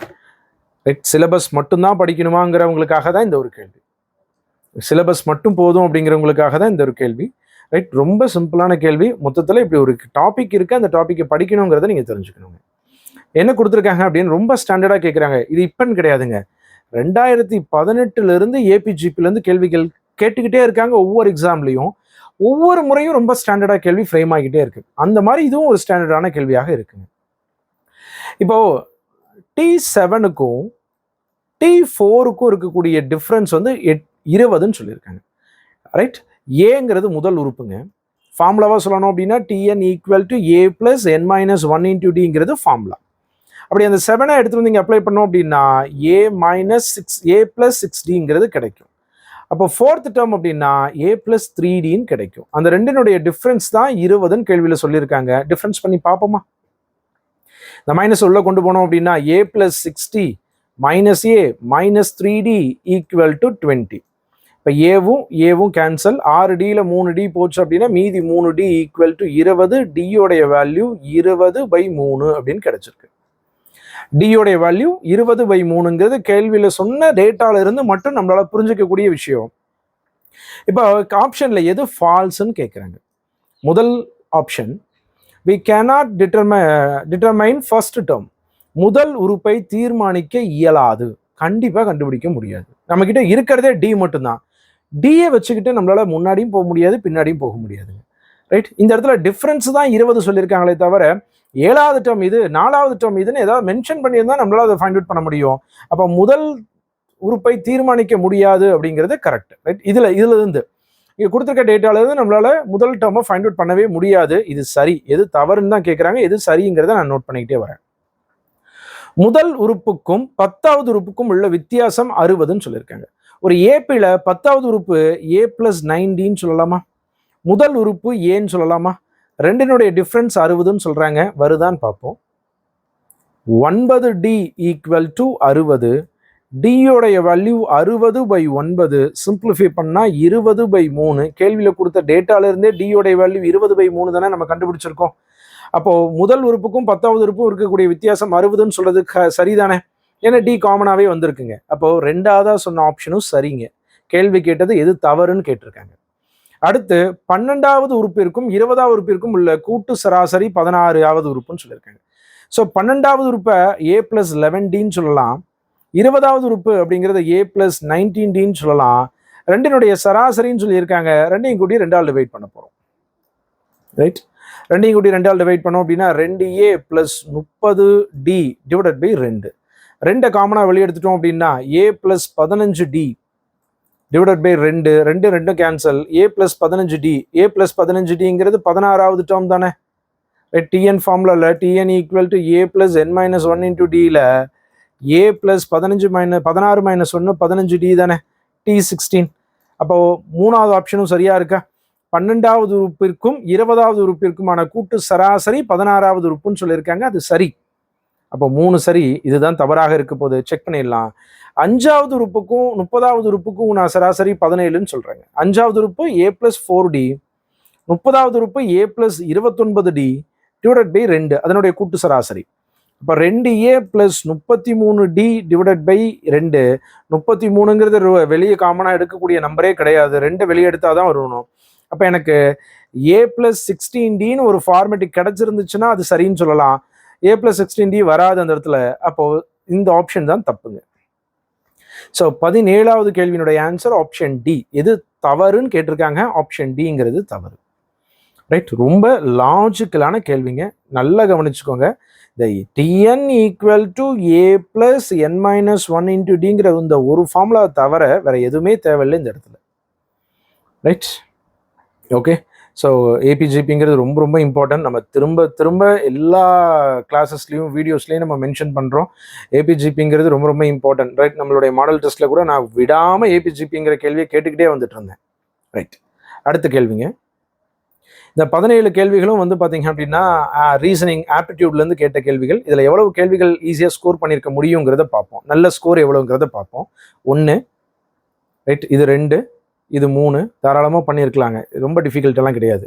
4, ரைட், 5, 6, 7, ரைட், இது கொஞ்சம் டிஃபிகல்ட் பண்ணியிருக்கிறது. கொஞ்சம் டைம் எடுத்துருக்கலாம், இல்லை ஒர்க் அவுட் பண்ணி பார்த்துட்டு இல்லை டைம் ஆச்சுன்னு விட்டுருக்கலாம். 7 கேள்விகள் வரைக்கும் சரியாக பண்ணியிருக்கலாம். இது 8வது கேள்வி. ரைட். இது 9வது கேள்வி. பெரிய இதெல்லாம் கிடையாதுங்க. பெர்சன்டேஜ் படிச்சிருந்தா போடலாங்க. அந்த மாதிரியான கேள்வி தான். 9வது கேள்வி. 10வது கேள்வி. ரைட். 11 இதுவும் ஒர்க் அவுட் பண்ண முடியும். போட தெரியாத அளவு கிடையாது. 12, 13 இது கொஞ்சம் டிஃபிகல்ட்டாக இருந்திருக்கலாம். ரைட். இது டைம் எடுத்திருக்கலாம். ஒருவேளை ஆன்சர் வராமல் கூட போயிருக்கலாம். 13 கேள்வியாகவே நம்ம எடுத்துக்கலாம். ரைட். இது நமக்கு போட தெரிஞ்சிருந்தா போட்டிருக்கலாம். 14 கேள்வி. 17 கேள்விகளில் 13லிருந்து 14 கேள்விகள் ஈஸியாக ஆன்சர் பண்ணக்கூடிய ஒரு விஷயம் தாங்க. ரைட். மொத்தம் 17 கேள்விகள் ஆப்டிடியூடில் கேட்டிருந்திருக்காங்க. அதில் 13லிருந்து 14 கேள்விகள் உங்களால் ஆன்சர் பண்ணக்கூடிய ஒரு விஷயந்தான். ரைட். நீங்கள் நல்லா ஞாபகம் வச்சுக்கோங்க, நான் டைம் அதிகம் எடுத்துக்கிற கேள்விகள்லாம் கணக்கில் சேர்த்தவே இல்லை. இந்த சிம்பிளிஃபிகேஷன் கேள்வி கணக்கில் சேர்த்தவே இல்லை. டைம் அண்ட் ஒரு கேள்வி கணக்கில் சேர்த்தவே இல்லை. அதெல்லாம் தான் நான் விட்டுருக்கேன். ஒருவேளை அதையும் உங்களால் வேகமாக போட்டிருந்தீங்க அப்படின்னா உங்களால் ஸ்கோர் பண்ணியிருக்க முடியும். மினிமமாக வந்து பார்த்தீங்க அப்படின்னா 13-14 கேள்விகள் அப்படிங்கிறது தாராளமாக இந்த ஒரு இதில் ஸ்கோர் பண்ணக்கூடிய ஒன்றுங்க. ரைட். அடுத்து ரீசனிங்குள்ளே போப்போம். ஸோ ரீசனிங் ரொம்ப எக்ஸ்பெக்ட் பண்ணோம். 10 கேள்வின்னு சொல்லிட்டு நிறைய பேர் பயந்ததே அந்த 10 கேள்வி தான். ஆனால் அவன் 8 கேள்வி தான் கேட்டிருக்கான். ரைட். இதில் முதையாவது பரவாயில்லைங்க. ரீசனிங் கேள்வி கேட்பாங்க கேட்க மாட்டாங்கன்னு எதுவுமே நமக்கு தெரியாது. 25 கேள்வி அப்படிங்கும்பொழுது டாபிக் கம்மியாக இருந்துச்சு. எல்லாத்துலேயும் கேள்வி வரும். நம்மளால ஈஸியாக படிச்சுக்க முடியும். நம்ம படித்த எல்லா டாப்பிக்லேருந்து கேள்வி வந்துடும். ஆனால் இப்போ கவனிங்க, டாபிக்ஸ் நிறையா இருக்குது. நம்ம கிட்டத்தட்ட ஆப்டிடியூடுக்கே 15-16 டாபிக் படிப்போம். ரீசனிங்கில் 20 டாபிக் வரைக்கும் நம்ம கிளாஸில் ப்ரொவைட் பண்ணியிருக்கோம். ரைட். நம்மக்கிட்ட டாபிக் நிறையா இருக்குது. ஆனால் நம்பர் ஆஃப் கொஷின்ஸ் கம்மியாக தான் கேட்க போகிறாங்க. அப்படிங்கும்பொழுது எந்த டாப்பிக்கில் கேட்பாங்க, எதை படிக்கணும், எதை விடணும் அப்படிங்கிறது எதுவுமே நம்மளால் ப்ரெடிக்ட் பண்ண முடியாது. அப்போ கண்டிப்பாக படித்தே ஆகணும் எல்லா டாபிக்ஸுமே. ரைட். இந்த முதல் கேள்விங்க, ரீசனிங் அப்படின்னு ஆரம்பித்தாவே இது ரொம்ப ரொம்ப இம்பார்ட்டன்ட். நம்மளுடைய டெஸ்ட்டில் எல்லாத்துலேயும் டைஸ்லேருந்து கொஷின் கொடுத்துருக்கேன். இதே மாதிரியான கேள்விங்க நம்மளுடைய டைஸ் கான்செப்டில் பகடை கிளாஸில் 34வது கேள்வி 35வது கேள்வின்னு நினைக்கிறேன். 2 கேள்வி இதே கான்செப்டில் நான் கொடுத்துருந்துருக்கேன். இது எப்போ அப்படின்னா குரூப் 2A மெயின்ஸுக்கே வந்து பார்த்தீங்க அப்படின்னா ரொம்ப அந்த அந்த அந்த ஒரு வீடியோவில் நான் மென்ஷன் பண்ணியே சொல்லியிருந்திருப்பேன். நீங்கள் உங்களுடைய கிளாஸில் பார்த்துருந்தா தெரிஞ்சிருக்கும். 34வது கேள்வி 35வது கேள்விகளை டயக்ராமை வச்சு எப்பயுமே கேள்விகள் நிறைய கேட்டுட்டாங்க. கொஞ்சம் கஷ்டமாக மாற்றுறாங்க அப்படின்னா இந்த மாதிரி ஸ்டேட்மெண்ட்டில் கேள்வி கேட்கலாம் அப்படின்ட்டு நான் குரூப் 2A மெயின்ஸ்க்கே கிளாஸில் ப்ரொவைட் பண்ண ஒரு விஷயம். அதே மாதிரி குரூப் 2A மெயின்ஸ்லையும் கேட்டிருந்தாங்க, இப்போவும் கேட்டிருக்காங்க. நான் உங்ககிட்ட எக்ஸாமுக்கு முன்னாடி நாள் கூட ஒரு ஆல் தி பெஸ்ட் சொல்லிட்டு ரைட் குரூப் 2A மெயின்ஸில் கேட்ட ரீசனிங் ஒரு முறை நல்லா பார்த்துக்கோங்கன்னு சொல்லியிருந்தேன். இந்த ஒரு கேள்வி அதே கான்செப்டில் இருக்கக்கூடிய கேள்வி. குறைஞ்சது ஒரு கேள்வியாவது அந்த மாதிரி அதுலேருந்து ரிப்பீட் ஆகலான்னு சொன்னேன். ரைட். சேம் கொஷின் ரிப்பீட் ஆகலை அப்படின்னா கூட சேம் கான்செப்டில் ரிப்பீட் ஆகியிருந்துருக்குங்க. நல்லா கவனிக்கணும். இதுக்கு முன்னாடி இது எங்கேயுமே ஃப்ரேம் ஆகாத ஒரு விஷயம். குரூப் 2க்கு அப்புறம், அதாவது குரூப் 2A மெயின்ஸுக்கு அது அப்புறம் இந்த டைம் சரிங்களா. அதுக்கு முன்னாடி டிஎன்பிஎஸ்சி எக்ஸாம்ஸ்லாம் டயக்ராமை கொடுத்து தான் கேள்வி கேட்பாங்க டைஸில். இந்த மாதிரி ஸ்டேட்மெண்ட்டான விஷயங்கள் பெருசாக கேட்டது கிடையாது. ரொம்ப சிம்பிளாக அதை கவனிச்சா போதுங்க. உங்களுக்கு யாராவது புதுசாக கவனிக்கிறீங்களா அப்படின்னுங்கிறதுக்காக சொல்கிறேன். ஏன்னா இதே மாதிரியான கேள்விகள் நம்மளோட யூடியூப் சேனல்லையும் நிறையா நம்ம போஸ்ட் பண்ணியிருந்திருக்கோங்க. ரைட். இனி டைஸ் 2 is adjacent to 3, 5, 6. இப்போ ஒரு டைஸ் இருக்குங்க. இதனுடைய டாப்பு பாட்டம், அடுத்து நடுவில் வந்து பார்த்தீங்க அப்படின்னா ஃப்ரண்ட் இருக்கும், பேக் சைடு இருக்கும், லெஃப்ட் சைடு இருக்கும், ரைட் சைடு இருக்கும். அதெல்லாம் எடுத்துக்கலாம். 2ங்கிற நம்பரை நான் இங்கே எழுதிக்கிறேன்.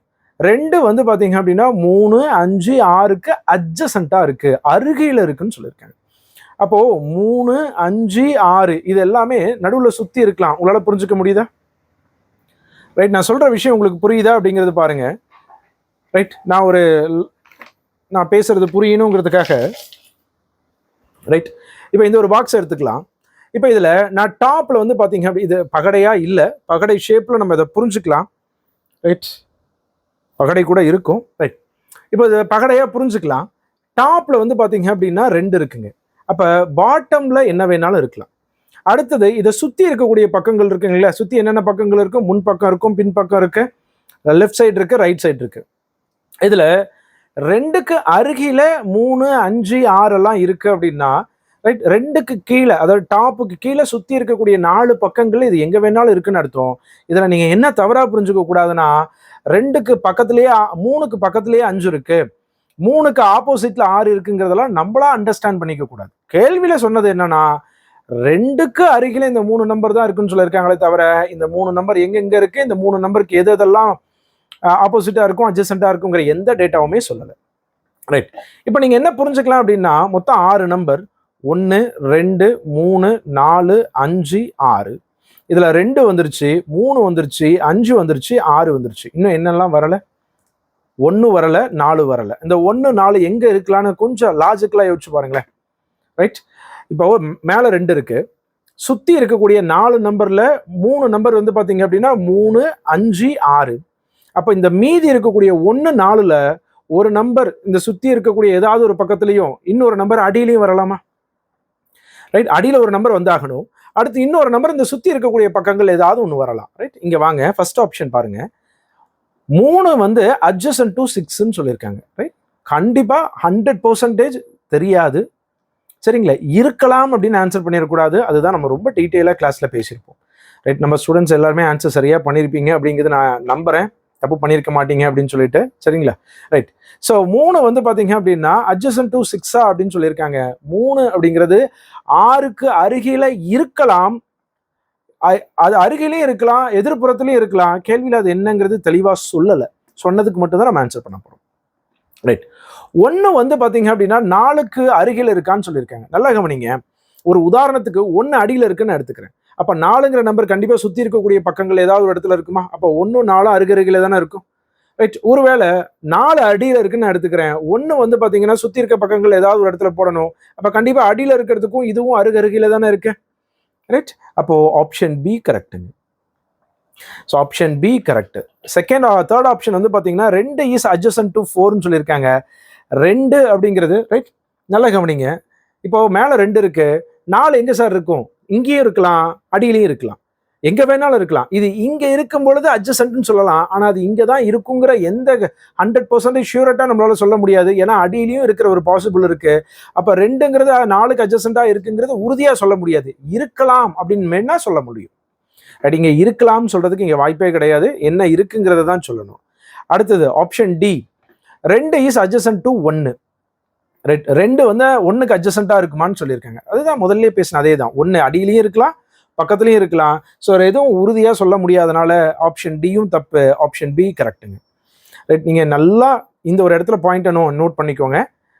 குரூப் 2A மெயின்ஸ்லையும் இதே மாதிரியான ஒரு கேள்வி ஒன்று ஃப்ரேம் ஆயிருக்கு, குரூப் 1லையும் ஃப்ரேம் ஆயிருக்கு. ரைட் ரைட், ஒருவேளை எதிர்பார்க்கலாம் அப்படின்னா குரூப் 4ல எக்ஸ்பெக்ட் பண்ணலாம் இதே மாதிரி ஒரு கேள்வி, புதுசாக கூட இருக்கலாம் அந்த கேள்வி. அடுத்து 2வது கேள்விங்க, இது ரொம்ப பேசிக்கான சிம்பிளான கேள்விங்க. 3னுடைய ஆப்போசிட் என்னன்னு கேட்குறாங்க. 5ஐயும் கேன்சல் பண்ணிடலாம், 6ஐயும் கேன்சல் பண்ணிடலாம். 3னுடைய ஆப்போசிட் 4ங்க. Answer option C 4. அடுத்து 3வது கேள்வி. ஸோ நம்மளுடைய கிளாஸில் இந்த அனலாஜி, கிளாசிஃபிகேஷன், சிமிலாரிட்டிஸ் அப்படிங்கிற டாபிக்ஸ்க்கு எல்லாமே நம்ம கிளாஸ் ப்ரொவைட் பண்ணியிருப்போம், ரொம்ப டீட்டெயிலாக கொடுத்துருப்போம். நிறைய பேர் என்கிட்ட என்ன டவுட் கேட்குறீங்க அப்படின்னா, அதெல்லாம் சிலபஸ்லேயே இல்லை சார், அதை நம்ம படிக்கணுமா அப்படின்னு கேட்குறீங்க. ரைட், இது அந்த மாதிரியான ஒரு கேள்வி தான். இது pick the odd one form, இதில் எது தவறாக இருக்குது, தொடர்பில்லாதது இருக்குன்னு கேட்குறாங்க. இதை தான் நம்ம கிளாசிஃபிகேஷன் அப்படிங்கிற ஒரு டாபிக் உள்ள கொடுத்துருக்கோம். கிளாசிஃபிகேஷன் டாபிக் அப்படிங்கிறதுக்குள்ள ரீசனிங்கில் வகைப்படுத்துதல் அப்படிங்கிறது தமிழில், அதுக்குள்ளே நம்ம என்ன பார்த்துருப்போம் அப்படின்னா, ஒரு 4 குரூப்போ 5 குரூப்போ கொடுத்துருப்பாங்க, அதில் ஒன்று மட்டும் வித்தியாசமாக இருக்கும், அந்த பேட்டர்னில் அப்ளை ஆகாத மாதிரி இருக்கும், அதை நம்ம ஃபைண்ட் அவுட் பண்ணணும். இப்போ நீங்கள் ரைட், மேபி அது நீங்கள் உங்களுக்கு நிறைய படிக்கிற மாதிரி ஃபீல் ஆகிற மாதிரி இருக்கிறதுக்காக நீங்கள் கேட்டிருக்கீங்க, நிறைய டாபிக்லாம் இருக்குங்கிறதுக்காக. இப்படி ஒன்று இருக்குங்கிறத நீங்கள் அந்த டாப்பிக்கில் படித்தது தானே இந்த இடத்துல நம்ம அதை யோசிக்க முடியும். இது பெரிய டிஃபிகல்ட்டெல்லாம் கிடையாதுங்க. ரைட், இப்போ சிக்கு அப்புறம் டிஇஎஃப்ஜி, 4வது லெட்டர் வந்து ஜி. ஜிக்கு அப்புறம் ரைட் ஹெச்ஐஜேகே, 4வது லெட்டர் வந்து பார்த்தீங்க அப்படின்னா கே. அதே மாதிரி அடுத்த 4வது லெட்டர் ஓ. இது எல்லாத்துலேயும் அப்ளை ஆகிருக்கு, இதில் மட்டும் அப்ளை ஆகலை. அப்போ ஆன்சர் ஆப்ஷன் டி. ரைட், முதல் 3லையும் வந்து பார்த்தீங்க அப்படின்னா உங்களுக்கு 4 லெட்டர் இன்க்ரீஸ் ஆகிட்டே போயிருக்கு, ஆப்ஷன் டியில் அது ஆகாமல் இருந்திருக்கு. அதனால லாஸ்ட் ஒன் அப்படிங்கிறது ஆட் ஒன்னுங்க. ரைட், இதுதான் கிளாசிஃபிகேஷன் அப்படிங்கிற டாபிக்ல நம்ம படிக்கிற ஒரு விஷயம். அதனால நீங்கள் மறக்காமல் குரூப் 4க்கு கிளாசிஃபிகேஷன், அனலாஜி, அப்புறம் சிமிலாரிட்டிஸ் அப்படிங்கிறது எல்லாமே படிச்சிடுறீங்களா? ரைட், 4வது கேள்வி நம்பர் சீரீஸ் பேஸ் பண்ண மாதிரியான கேள்விங்க. ஸோ 0.5, 0.6, 1.5, 4, 8.9 நெக்ஸ்ட் என்னன்னு கேட்குறாங்க. ஸோ எல்லாமே பாயிண்ட்ல இருக்கு. இந்த பாயிண்ட் இல்லாமல் அதை மாற்றிக்கிட்டோம்னா அந்த நம்பர் இன்னும் கொஞ்சம் ஈஸியாக இருக்கும் பார்க்கறதுக்கு. மாற்றிக்கலாமா?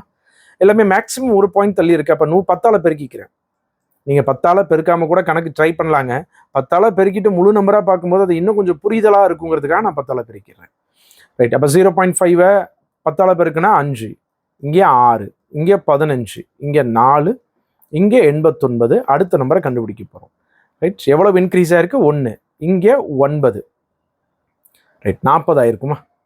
ரைட், அங்கே 0. வெறும் 4 இருந்துச்சு, வெறும் 4 இருந்துச்சு. அதை 10ஆல் பெருக்கும் பொழுது 40 ஆயிருக்கும். இதனுடைய டிஃப்ரென்ஸ் 25, இதனுடைய டிஃப்ரென்ஸ் 49. என்ன நடந்திருக்குன்னு பாருங்க. 1 ஸ்கொயர், 3 ஸ்கொயர், 5 ஸ்கொயர், 7 ஸ்கொயர், தொடர்ச்சியான ஒற்றைப்படை எண்களினுடைய ஸ்கொயர் நம்பரை ஆட் பண்ணிக்கிட்டே போறாங்க. அடுத்தது கண்டிப்பா டிஃப்ரென்ஸ் என்னவா இருக்கணும்? 9 ஸ்கொயர். அப்ப 81 இருக்கணும். 81 ஆட் பண்ணிடலாமா?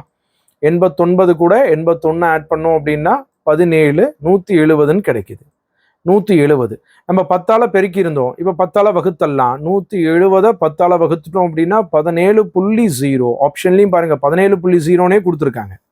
ரைட், 4வது கேள்வியினுடைய ஆன்சர் ஆப்ஷன் சி. அதாவது ஏன் 17ன்னு கொடுக்காம 17.0ன்னு சொன்னதுக்காக நான் சொல்லியிருக்கேன். ஏன்னா இங்கே 4 தானே கொடுத்தாங்க, அப்போ அங்கே 17னே கொடுத்துருக்கான்ல.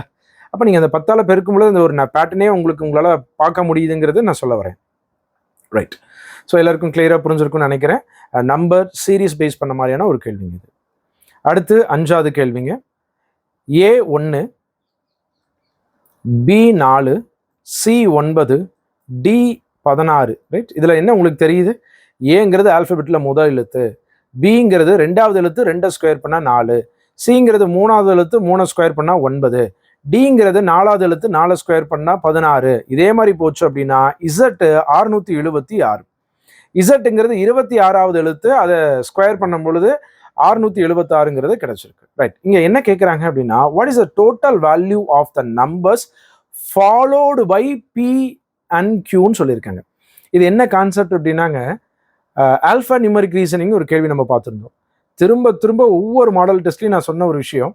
ரைட், ஆல்ஃபா நியூமரிக் ரீசனிங்லேருந்து கம்பல்சரி ஒரு கேள்வி எக்ஸ்பெக்ட் பண்ணலாம். நான் 2 விஷயத்த சொன்னேன். 10 கேள்வியில கண்டிப்பாக ஒரு கேள்வி வந்து பார்த்தீங்க அப்படின்னா ஆல்ஃபா நியூமரிக் ரீசனிங்கில் கேட்பாங்கன்னு சொன்னேன். இன்னொன்று 10 கேள்வியில் கம்பல்சரி ஒரு கேள்வி வந்து பார்த்தீங்கன்னா மேத்தமெட்டிக்கல் ஆப்ரேஷன்ஸ் அப்படிங்கிற ஒரு கான்செப்ட்ல இருக்குன்னு சொன்னேன். ரைட், ஆனால் மேத்தமெட்டிக்கல் ஆப்ரேஷன் இதில் வரலை. ஏன்னா அவங்க 10 கேள்வியே கேட்கல. ஒருவேளை 10 கேள்வி ஃப்ரேம் பண்ணியிருந்தாங்க அப்படின்னா ஷியோராக அந்த மேத்தமெட்டிக்கல் ஆப்ரேஷனை எக்ஸ்பெக்ட் பண்ணியிருக்கலாம். இங்கே கேட்டதே 8 கேள்வி தான். ரைட், இப்போ ஆல்ஃபா நியூமரிக் ரீசனிங் கான்செப்ட்ல அதே தாங்க. ஒரு நம்பருக்கு முன்னாடி என்ன இருக்கும், பின்னாடி என்ன இருக்கும், ஃபாலோட் பை, ப்ரிசைடட் பைன்னு 2 விஷயத்த பார்த்தோம். அதே தான் இங்கே சொல்லியிருக்காங்க. ரைட், ஒரு நம்பருக்கு அப்புறம் பியும் கியூவும் வருது இல்லைங்களா, அந்த 2 நம்பருடைய கூடுதல் என்னன்னு கேட்குறாங்க. இப்போ நம்ம ஆல்ஃபபெட்டிக்கல் ஆர்டரில் எழுதும் பொழுது எம்முக்கு அப்புறம் என், ஓக்கு அப்புறம் பி, கியூன்னெல்லாம் எழுதியிருப்போம். இப்போ ஓவினுடைய அடுத்த ஓவை எத்தனாவது எழுத்தா இருக்குங்க?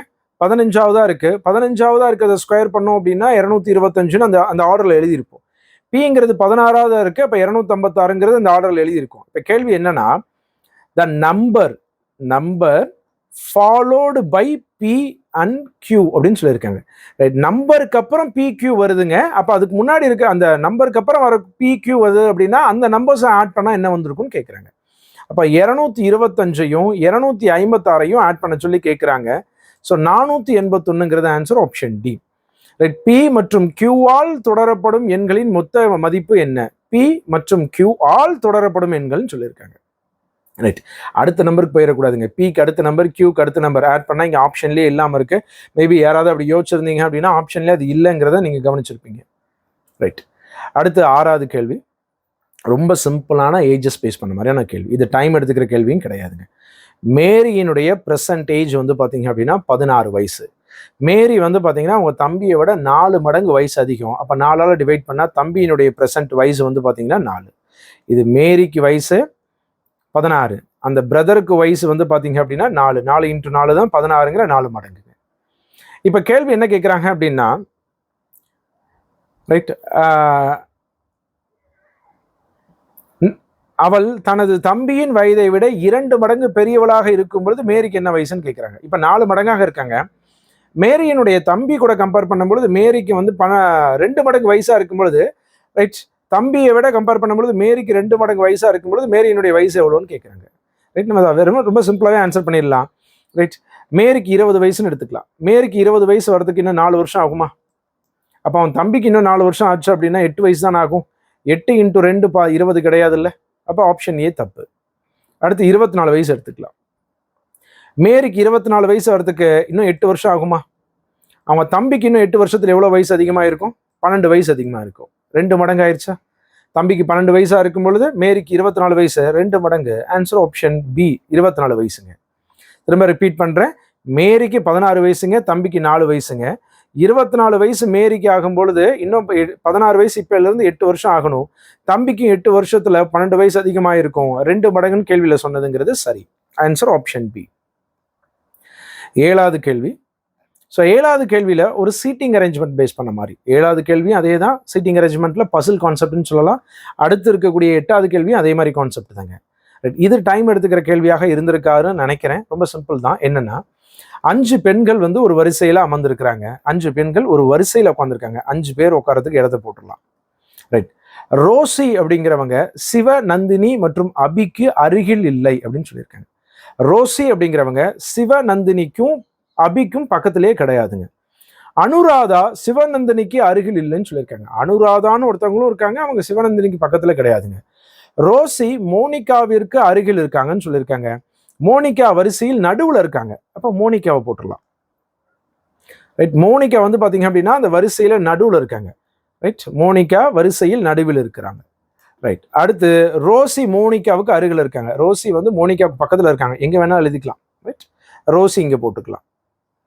ஸோ ரோசி வந்து பார்த்தீங்க அப்படின்னா மோனிகாவுக்கு பக்கத்தில் இருக்காங்க. அடுத்தது வேற யார் இருக்காங்க அப்படின்னா சிவநந்தினி அப்படிங்கிறவங்க இங்கே இருக்காங்கன்னு எடுத்துக்கலாம். ஏன்னா அவங்க எங்கே இருக்காங்கன்னு சொல்லலை. சிவநந்தினி இங்கே இருந்தாங்க அப்படின்னா யார் அங்கே எழுத முடியாது? சிவநந்தினிக்கு பக்கத்தில் யாரும் எழுத முடியாது? அனுராதாவை எழுத முடியாது. ஏன்னா அனுராதா சிவநந்தினிக்கு அருகில் இல்லைன்னு சொல்லிட்டாங்க. அப்போ அனுராதாவை தூக்கி இங்கே எழுதிடலாமா? ரைட். அப்போ இந்த இடத்துல யார் இருக்க போறாங்க? அபி இருக்க போறாங்க. ரைட். இவங்க 2 பேரும் எங்க தான் இருப்பாங்கிறது சொல்லல. ஒருவேளை முன்னாடி அபியும் பின்னாடி சிவநந்தினி கூட இருக்கலாங்க. ரைட். மொத்தத்துல நமக்கு இந்த டேட்டா போதும். ரைட். நடுவுல மோனிகா இருக்காங்க, மோனிகாக்கு பக்கத்துல ரோசி இருக்காங்க, ரோசிக்கு பக்கத்துல அனுராதா இருக்காங்க. கேள்வி என்னன்னா அனுராதாவுக்கு பின்வருவனவற்றில் யார் அருகில் இருக்காங்க? அனுராதாவுக்கு பக்கத்துல யார் இருக்காங்க அப்படின்னா ரோசி இருக்காங்க. Answer option A. ஒருவேளை நீங்க ரோசியும் அனுராதாவும் முன்னாடி இந்த 2 பிளேஸ்ல சப்ஸ்டியூட் பண்ணாலும் அதே ஆன்சர் தான் கிடைக்குங்க. ரைட். ஸோ கொஷின் நம்பர் 7 என்னுடைய ஆன்சர் ஆப்ஷன் ஏங்க. அடுத்து லாஸ்ட் 8வது கேள்வி, ரீசனிங்ல கேட்ட லாஸ்ட் கொஷினுங்க. ஸோ என்ன கொடுத்துருக்காங்க அப்படின்னா ABCDEF அப்படின்னு 6 பேர் இருக்காங்க. ரைட். இந்த 6 பேரும் வந்து ஒன்று விட்ட சகோதரர்கள். எல்லாருமே ஒவ்வொருத்தங்க கசின்ஸ் அப்படின்னு சொல்லியிருக்காங்க. ஓகே. அவர்கள் எந்த 2 சகோதரர்களும் ஒத்த வயதில் இல்லை. ஒரே ஏஜ்ல 2 பேருமே கிடையாதுங்க. யாருமே வந்து ஒரே ஏஜ்ல கிடையாது. அனைவரும் பிறந்த தினம் சமம். எல்லாருக்கும் ஒரே டேட் ஆஃப் பர்த் தான். அதாவது டேட் வந்து ஒன்னே தான் இருந்திருக்கு. அவர்களின் மிக குறைந்த வயது உடையவர் 17 வயதும் மிக அதிக வயது கொண்ட 22 வயதும் உடையவர். ஸோ அதிக வயசு 22, அது அப்போ 21, 20, 19, 18, 17 வயசு இருக்கிறவர் ரொம்ப கம்மியான வயசு இருக்கிறவர்னு சொல்லியிருக்காங்க. ரைட். அடுத்தது எஃப் ஆனவர் பி மற்றும் டிக்கு இடையில் உள்ள ஏதேனும் ஒரு வயது கொண்டவர். எஃப் அப்படிங்கிறவங்க பிக்கும் டிக்கும் நடுவுல ஏதோ ஒரு வயசு இருக்கிறவர்னு சொல்லியிருக்காங்க. ரைட். எஃப் அப்படிங்கிறவர் பிக்கும் டிக்கும் நடுவுல ஏதோ ஒரு வயசுன்னு சொல்லியிருக்காங்க. நல்லா கவனிக்கணும். என்னென்ன பாசிபிள் இருக்குங்கிறத கவனிக்கணும். இது இப்படிதான் இருக்கணுங்கிற அவசியம் கிடையாது. இப்படி கூட இருக்கலாம். மேல டியும் கீழே பியும் போட்டிங்கன்னா நடுவில் எஃப் இருக்கலாம். எக்ஸாக்டா நடுவில் கிடையாது, எங்க வேணாலும் இருக்கலாம். 2 வயசுக்கு நடுவுலன்னு சொல்லியிருக்காங்க. ரைட். 2 பாசிபிள் வந்திருக்குங்க. அடுத்தது ஏ என்பவர் பிஐ விட பெரியவர். பிஐ விட ஏ பெருசு அப்படின்னா மேல ஏ போட்டுக்கலாம், பிக்கு மேல. ஒருவேளை இங்கேயும் ஏக்கு மேல பிஐ போட்டுக்கலாம், இல்லை இங்க கூட போடலாம். அடுத்தது சி என்பவர் டிஐ விட பெரியவர். சி என்பவர் டிஐ விட பெருசு. டிஐ விட பெருசு அப்படிங்கிறனால சி இங்க போட்டாலும் சரி, இல்லை மேல போட்டாலும் சரி, எங்க வேணாலும் போட்டுக்கலாம். ரைட். இப்போ இதுல கீழ்கண்டவற்றுள் எது சாத்தியம் இல்லைன்னு கேட்குறாங்க. எது சாத்தியம் இல்லை? ரைட். ஒவ்வொருத்தங்களா கொண்டு வந்து நம்ம பிளேஸ் பண்ண போறாங்க. இப்போ நம்ம இதை எப்படி பிளேஸ் பண்ணலாம் அப்படின்னா டியினுடைய வயசு 20 வர மாதிரி டியினுடைய வயசு 20 வரதுக்கு பாசிபிள் இருக்கா அப்படிங்கிறத பார்க்கலாம். இப்போ டியினுடைய வயசு இதை எடுத்துட்டு வந்து எழுதலாம். டியினுடைய வயசு இங்க இருக்கா 20, இங்க எஃப், இங்க பி. ரைட். ஒருவேளை பி இங்கே கூட போடலாம். பியை விட ஏ பெரியவர், சியை விட டி பெரியவர். இங்கே சி போடலாம், இங்கே ஏ போடலாம். இது வரதுக்கான பாசிபிள் இருக்கா? டியினுடைய வயது 20ஆக இருக்கிறதுக்கு வாய்ப்பு இருக்கா? டியினுடைய வயசு 20ஆ இருக்கும் பொழுதுங்க இந்த கேள்வியில் சொன்னதெல்லாம் சரியா இருக்காங்கிறது ஒரு முறை செக் பண்ணி பாருங்க. ரைட், டிக்கும் பிக்கும் இடையில எஃப் இருக்காரு, சரியாக இருக்கு. அடுத்தது டியை விட சி பெரியவர், சரியா இருக்கு. பியை விட ஏ பெரியவர், சரியா இருக்கு. அப்போ டிக்கு 20 வயசு இருக்கிறதுங்கிறது இந்த கான்செப்ட்ல பாசிபிள். அடுத்து எஃப்க்கு 18 வயசுக்கு வரலாம். ரைட், ஒருவேளை எஃப்க்கு 18 வயசு இருக்கலாமா அப்படிங்கிறத எல்லாமே பாசிபிள் தாங்க. எதுவுமே ஷியூரா சொல்ல முடியிற விஷயமா கிடையாது. அதனாலதான் கேள்வியிலே எது சாத்தியம் இல்லை அப்படின்னு கேட்குறாங்க. அப்போ மற்றதெல்லாம் பாசிபிளா வரதுக்கு வாய்ப்பு இருக்காங்கிறத செக் பண்றோம். எஃப்க்கு 18 வயசுன்னு போடலாம். இப்போ எஃப்க்கு 18 வயசு போட்டோம் அப்படின்னா கீழே பிஏ போட்டுடலாம், அதுக்கு மேலே டிஏ போடலாம், அதுக்கு மேலே ஏ போடலாம், அதுக்கு மேலே சி போடலாம். இப்போ எஃபோட வயசு 18 வரத்துக்கு இருந்துச்சு அப்படின்னா டிக்கும் பிக்கும் நடுவில் எஃப் இருக்காரு. ரைட், பிஏ விட ஏ பெரியவர், டிஏ விட டிஏ விட சி பெரியவர், எல்லாமே சரியா வந்திருக்கு. அப்போ ஆப்ஷன் பி இதுவும் வரதுக்கு பாசிபிள். எஃபோடைய வயசு 18ஆகவும் இருக்கலாம். நான் என்ன பண்றேன், ஆப்ஷன்ல சொல்லியிருக்க ஒன்னொன்னும் அந்த வயசுல பிளேஸ் பண்ணும் பொழுது அந்த கண்டிஷனா சொல்லியிருக்காங்க இல்லைங்களா, அதெல்லாம் சாட்டிஸ்ஃபை ஆகுதாங்கிறத செக் பண்றேன். ரைட், மறுபடியும் எல்லாத்தையும் அழைச்சிடலாம். எஃபோடைய வயசு 19ஆக இருக்கலாமா அப்படிங்கிறத செக் பண்றேன். நான் எஃபோடைய வயசு 19 அப்படின்னு போட்டேன் அப்படின்னா எஃப்க்கு கீழே சி, சிக்கு கீழே டி, அடுத்து பி, அடுத்து ஏ. இது பாசிபிளான்னு பாருங்க. எஃப் அப்படிங்கிறவர் பிக்கும் டிக்கும் நடுவில் இருக்காரு. டியை விட சி பெரியவர், பியை விட ஏ பெரியவர், இதுலயும் சாட்டிஸ்ஃபையா இருக்கு. அப்ப எஃப்க்கு 19 வயசாகவும் இருக்கலாம். நான் ஃபாலோ பேசுறது உங்களுக்கு புரிஞ்சிட்டு இருக்குன்னு நினைக்கிறேங்க. ரைட், இதுக்கு இந்த கேள்விக்கு இதுக்கு இதுதான் ஆன்சர்னு சொல்லிட முடியாதுங்க. ஏன்னா அங்க கொடுத்தது ஒரே ஒரு டேட்டா, ஈயோடைய வயசு 22, அவ்வளவுதான் அங்க இருக்கிறது. அடுத்தது அந்த கண்டிஷனை வச்சு நம்ம ஒன்னொன்னா செக் பண்ணிட்டு இருக்கோங்க. ரைட், இப்போ லாஸ்ட் ஒன், எஃப்க்கு 20 வயசு இருக்கலாமா? எஃபோடைய வயசு 20ன்னு போட்டோம்னா இங்கே பி போடலாம், இங்கே எங்கே வேணாலும் டி போடலாம், இங்கே கூட டி போட்டுக்கலாம், இங்கே சி போடலாம். ரைட், இன்னும் யார் இருக்கா? ஏ இருக்காங்க. ரைட், ஏ எங்கே வேணாலும் போடுற மாதிரி வருது இல்லைங்களா? இப்போ இங்கே கண்டிஷன் சாட்டிஸ்ஃபை ஆகுதான்னு பாருங்க. பிஇக்கும் டியுக்கும் நடுவில் எஃப் இருக்கு. ஃபர்ஸ்ட் கண்டிஷன் சரி. ரைட், இ ஆக்கிட்டேன். ஃபர்ஸ்ட் கண்டிஷன் சரி. அடுத்து சியை விட டியை விட சி பெரியவர், கரெக்டா இருக்கு. ஏவை விட பியை விட ஏ பெரியவர்னு சொன்னது தப்பாயிருச்சா? ரைட், ஏன் ஏ மேலே தானே போடணும், அப்போ தூக்கி மேலே போடுங்க சார் அப்படின்னு யோசிச்சோம்னா எஃப்க்கு மேலே ஒரே ஒரு இடம் தான் இருக்கு. அந்த ஒரு இடத்துல யாராவது ஒருத்தரை தான் போட்டாகணும். பியையும் ஏவையும் சேர்ந்து போட முடியாது, ஏன்னா ரெண்டு பேருமே ஒரே வயசு கிடையாதுன்னு சொல்லியிருக்காங்க. யாருமே ஒரே வயசு கிடையாது. அடுத்தது பியை விட ஏ பெரியவர்னு சொல்லியிருக்காங்க, ஈ தான் இருக்கிறதுல பெரியவர்னு சொல்லிட்டாங்க. அதனால அதுக்கு மேலேயும் மாற்ற முடியாது. அப்போ இந்த ஒரு இடத்துல ஒரு ஆளை தான் போட முடியுது. அப்போ எஃப்னுடைய வயசு 20ங்கிறது சாத்தியம் இல்லை. Answer option D. எஃப்னுடைய வயசு 20ஆக இருக்கிறதுக்கு வாய்ப்பு இல்லைங்க. Right, okay. ஸோ ரீசனிங் பொறுத்த வரைக்கும் எவ்வளவு கேள்விகள் சரியாக போட்டிருக்க முடியும் அப்படின்னு பார்த்தோம்னா, ரைட், இந்த முதல் கேள்வி அப்படிங்கிறது நீங்கள் நல்லா படிச்சிருந்தீங்க அப்படின்னா உங்களால் போட முடியக்கூடிய ஒன்று தாங்க. ரைட், போட்டிருக்கலாம். ரெண்டாவது கேள்வி போட்டிருக்கலாம், மூணாவது கேள்வி போட்டிருக்கலாம், 4 போட்டிருக்கலாம், 5 போட்டிருக்கலாம், தாராளமாக போட்டிருக்கலாம், 6 போட்டிருக்கலாம், 7 போட்டிருக்கலாம். இதுக்கு மட்டும் டைம் ஆகிருக்கலாம். அப்போது 8 கேள்வியில் 7 கேள்வி சாதாரணமாக போட்டிருக்க முடியும். ரைட், 8 கேள்வியில் 7 கேள்விங்கிறது சாதாரணமாகவே போட்டிருக்க முடியுங்க.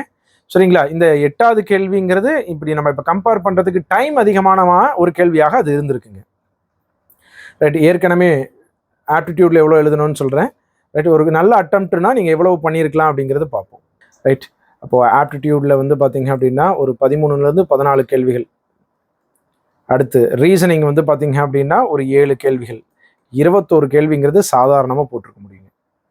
சரிங்களா? 21 கேள்விகள் அப்படிங்கிறது ஈஸியாக ஆன்சர் பண்ணியிருக்க முடியும். சார் அப்போ 4 கேள்வி போட முடியாமல் இருக்கு. அந்த 4 கேள்வி போகிறதுக்காக நீங்கள் ப்ராக்டிஸ் அப்படிங்கிறது ரொம்ப ரொம்ப இம்பார்ட்டன்ட். இதில் புது விதமான கேள்விகள் அப்படிங்கிறது பெருசாக கிடையாதுங்கிறத புரிஞ்சுக்க முடியும்னு நினைக்கிறேன். ரைட், ஏபிஜிபி எல்லாமே டைம் எடுத்துக்கிற கேள்வி தான். இதை மேபி நான் இதெல்லாமே வந்து டைம் எடுத்துக்கிற மாதிரியான கேள்வியாக இருந்திருக்கு. நல்லா ஞாபகம் வச்சுக்கோங்க, இது எல்லாருக்குமே டைம் எடுக்கக்கூடிய கேள்வி தான், உங்களுக்கு மட்டும் கிடையாது. அப்போது மற்ற ஈஸியாக கேள்விகள் இருந்துச்சு இல்லைங்களா, அதெல்லாம் நீங்கள் கொஞ்சம் வேகமாக போட்டிருக்கீங்க அப்படின்னா இந்த டைமை உங்களால் மேனேஜ் பண்ண முடியுங்க. இப்போ நீங்கள் மெயினாக நம்ம ஓவராலாக என்ன பேச போகிறோம் அப்படின்னாங்க, குரூப் 4 ப்ரிப்பேர் பண்ணவங்க பார்க்கக்கூடிய விஷயம் என்னென்னா, ஒன்று சிலபஸில் இருக்கக்கூடிய டாப்பிக்கை தாண்டி நீங்கள் படிக்கணுங்கிற விஷயத்த புரிஞ்சுக்கணும். நம்மளுடைய கிளாஸை ஃபாலோ பண்ணுறவங்களுக்கு, கிளாஸ்க்குள்ளே நம்மளுடைய பேட்சில் இருக்கவங்களுக்கு எந்த பிரச்சனையுமே கிடையாது. ரைட், நீங்கள் நம்ம கொடுத்ததை எல்லாத்தையும் படிங்க, படிக்காமல் விட்டுறாதீங்க. சார் நான் முதல்ல சிலபஸில் இருக்க டாபிக் மட்டும் படிக்கிறேன் சார், தயவுசெய்து அந்த தப்பை பண்ண வேண்டாங்க. எல்லா டாப்பிக்கும் தேவைதாங்க. ரைட், ஏன்னா நம்ம 25 கேள்வியும் வாங்கணும். இப்போ இந்த 21 கேள்விங்கிறதே ஸ்கோர் பண்ண முடியுமேங்கிறத தவிர 21 கேள்விங்கிறதே பத்தாத ஒன்று தாங்க. அது போதுங்கிறதெல்லாம் நான் சொல்லவே இல்லைங்க. கண்டிப்பாக 25 கேள்வியும் ஸ்கோர் பண்ணுறதுங்கிறது ரொம்ப இம்பார்ட்டன்ட். ரைட், மற்றவங்களும் 21 தான் போடுவாங்க. ரைட், மற்றவங்க கூட கம்பேர் பண்ணும்போது 21ங்கிறது ஒரு நல்ல ஸ்கோர் அப்படிங்கிற விஷயத்துக்காக நான் சொல்ல வந்திருக்கேன். ரைட் ரைட் 21 பெஸ்ட்னாலாம் நான் சொல்லலை, நல்லா புரிஞ்சுக்கணும் நான் என்ன பேசுகிறேன் அப்படிங்கிறதுங்க. ஓகே, ஸோ அப்போ நீங்கள் சிலபஸில் இருக்கக்கூடிய டாபிக்ஸை தாண்டி பேசிக்கான விஷயங்களை படிக்கணும். வெறும் ஷார்ட்கட்ஸை மட்டும் வச்சு படிக்காமல், ரைட், வெறும் ஃபார்முலா மட்டும் வச்சு படிக்காமல் முதல்ல அந்த ஒரு கான்செப்டினுடைய புரிதலோட படிங்க. ரைட், குரூப் 4 படிக்கிறவங்க இருக்க ஒரு மாதத்தில் மறுபடியும் நீங்கள் ஃபஸ்ட்லேருந்து ஆரம்பிக்கவே முடியாது. சரிங்களா, உங்களுடைய ப்ரிப்பரேஷனை அப்படியே கொண்டு போங்க. ரைட், அதை நிறைய ப்ராக்டிஸ் பண்ணுங்கள். அடுத்து குரூப் 2 ப்ரிப்பேர் பண்ணுறவங்க, நான் ஜென்ரல் ஸ்டூடெண்ட்ஸ்க்காக சொல்கிறேன், ரைட், யூடியூப் ஸ்டூடெண்ட்ஸ்க்காக சொல்கிறேன். ஸோ குரூப் 2 ப்ரிப்பேர் பண்ண போகிறவங்க, ரைட், ரொம்ப ப்ராப்பராக உங்களுடைய ப்ரிப்பரேஷனை இப்போலேருந்து ஸ்டார்ட் பண்ணுங்கள். ரைட், ஓகேங்க, தேங்க்யூ. ஸோ அடுத்து நம்ம குரூப் 4க்கு வந்து பார்த்தீங்க அப்படின்னா இன்னும் 1 மந்த்து கூட விட கம்மியாக தான் இருக்குது. எப்படி நம்ம குரூப் 1க்கு மாடல் டெஸ்ட் கண்டக்ட் பண்ணமோ அதே மாதிரி ப்ராக்டிஸ்க்கான கொஷின்ஸ், மாடல் டெஸ்ட் எல்லாமே நம்மளுடைய ஆப்பில் நம்ம கொடுக்க போகிறோம். ஸோ நம்மளுடைய ஆப்பை இன்ஸ்டால் பண்ணி அதில் சைன்இன் பண்ணி வச்சுக்கோங்க. அடுத்தடுத்த அப்டேட்ஸ் வந்து அதில் நம்ம கொடுப்போங்க. தேங்க்யூ.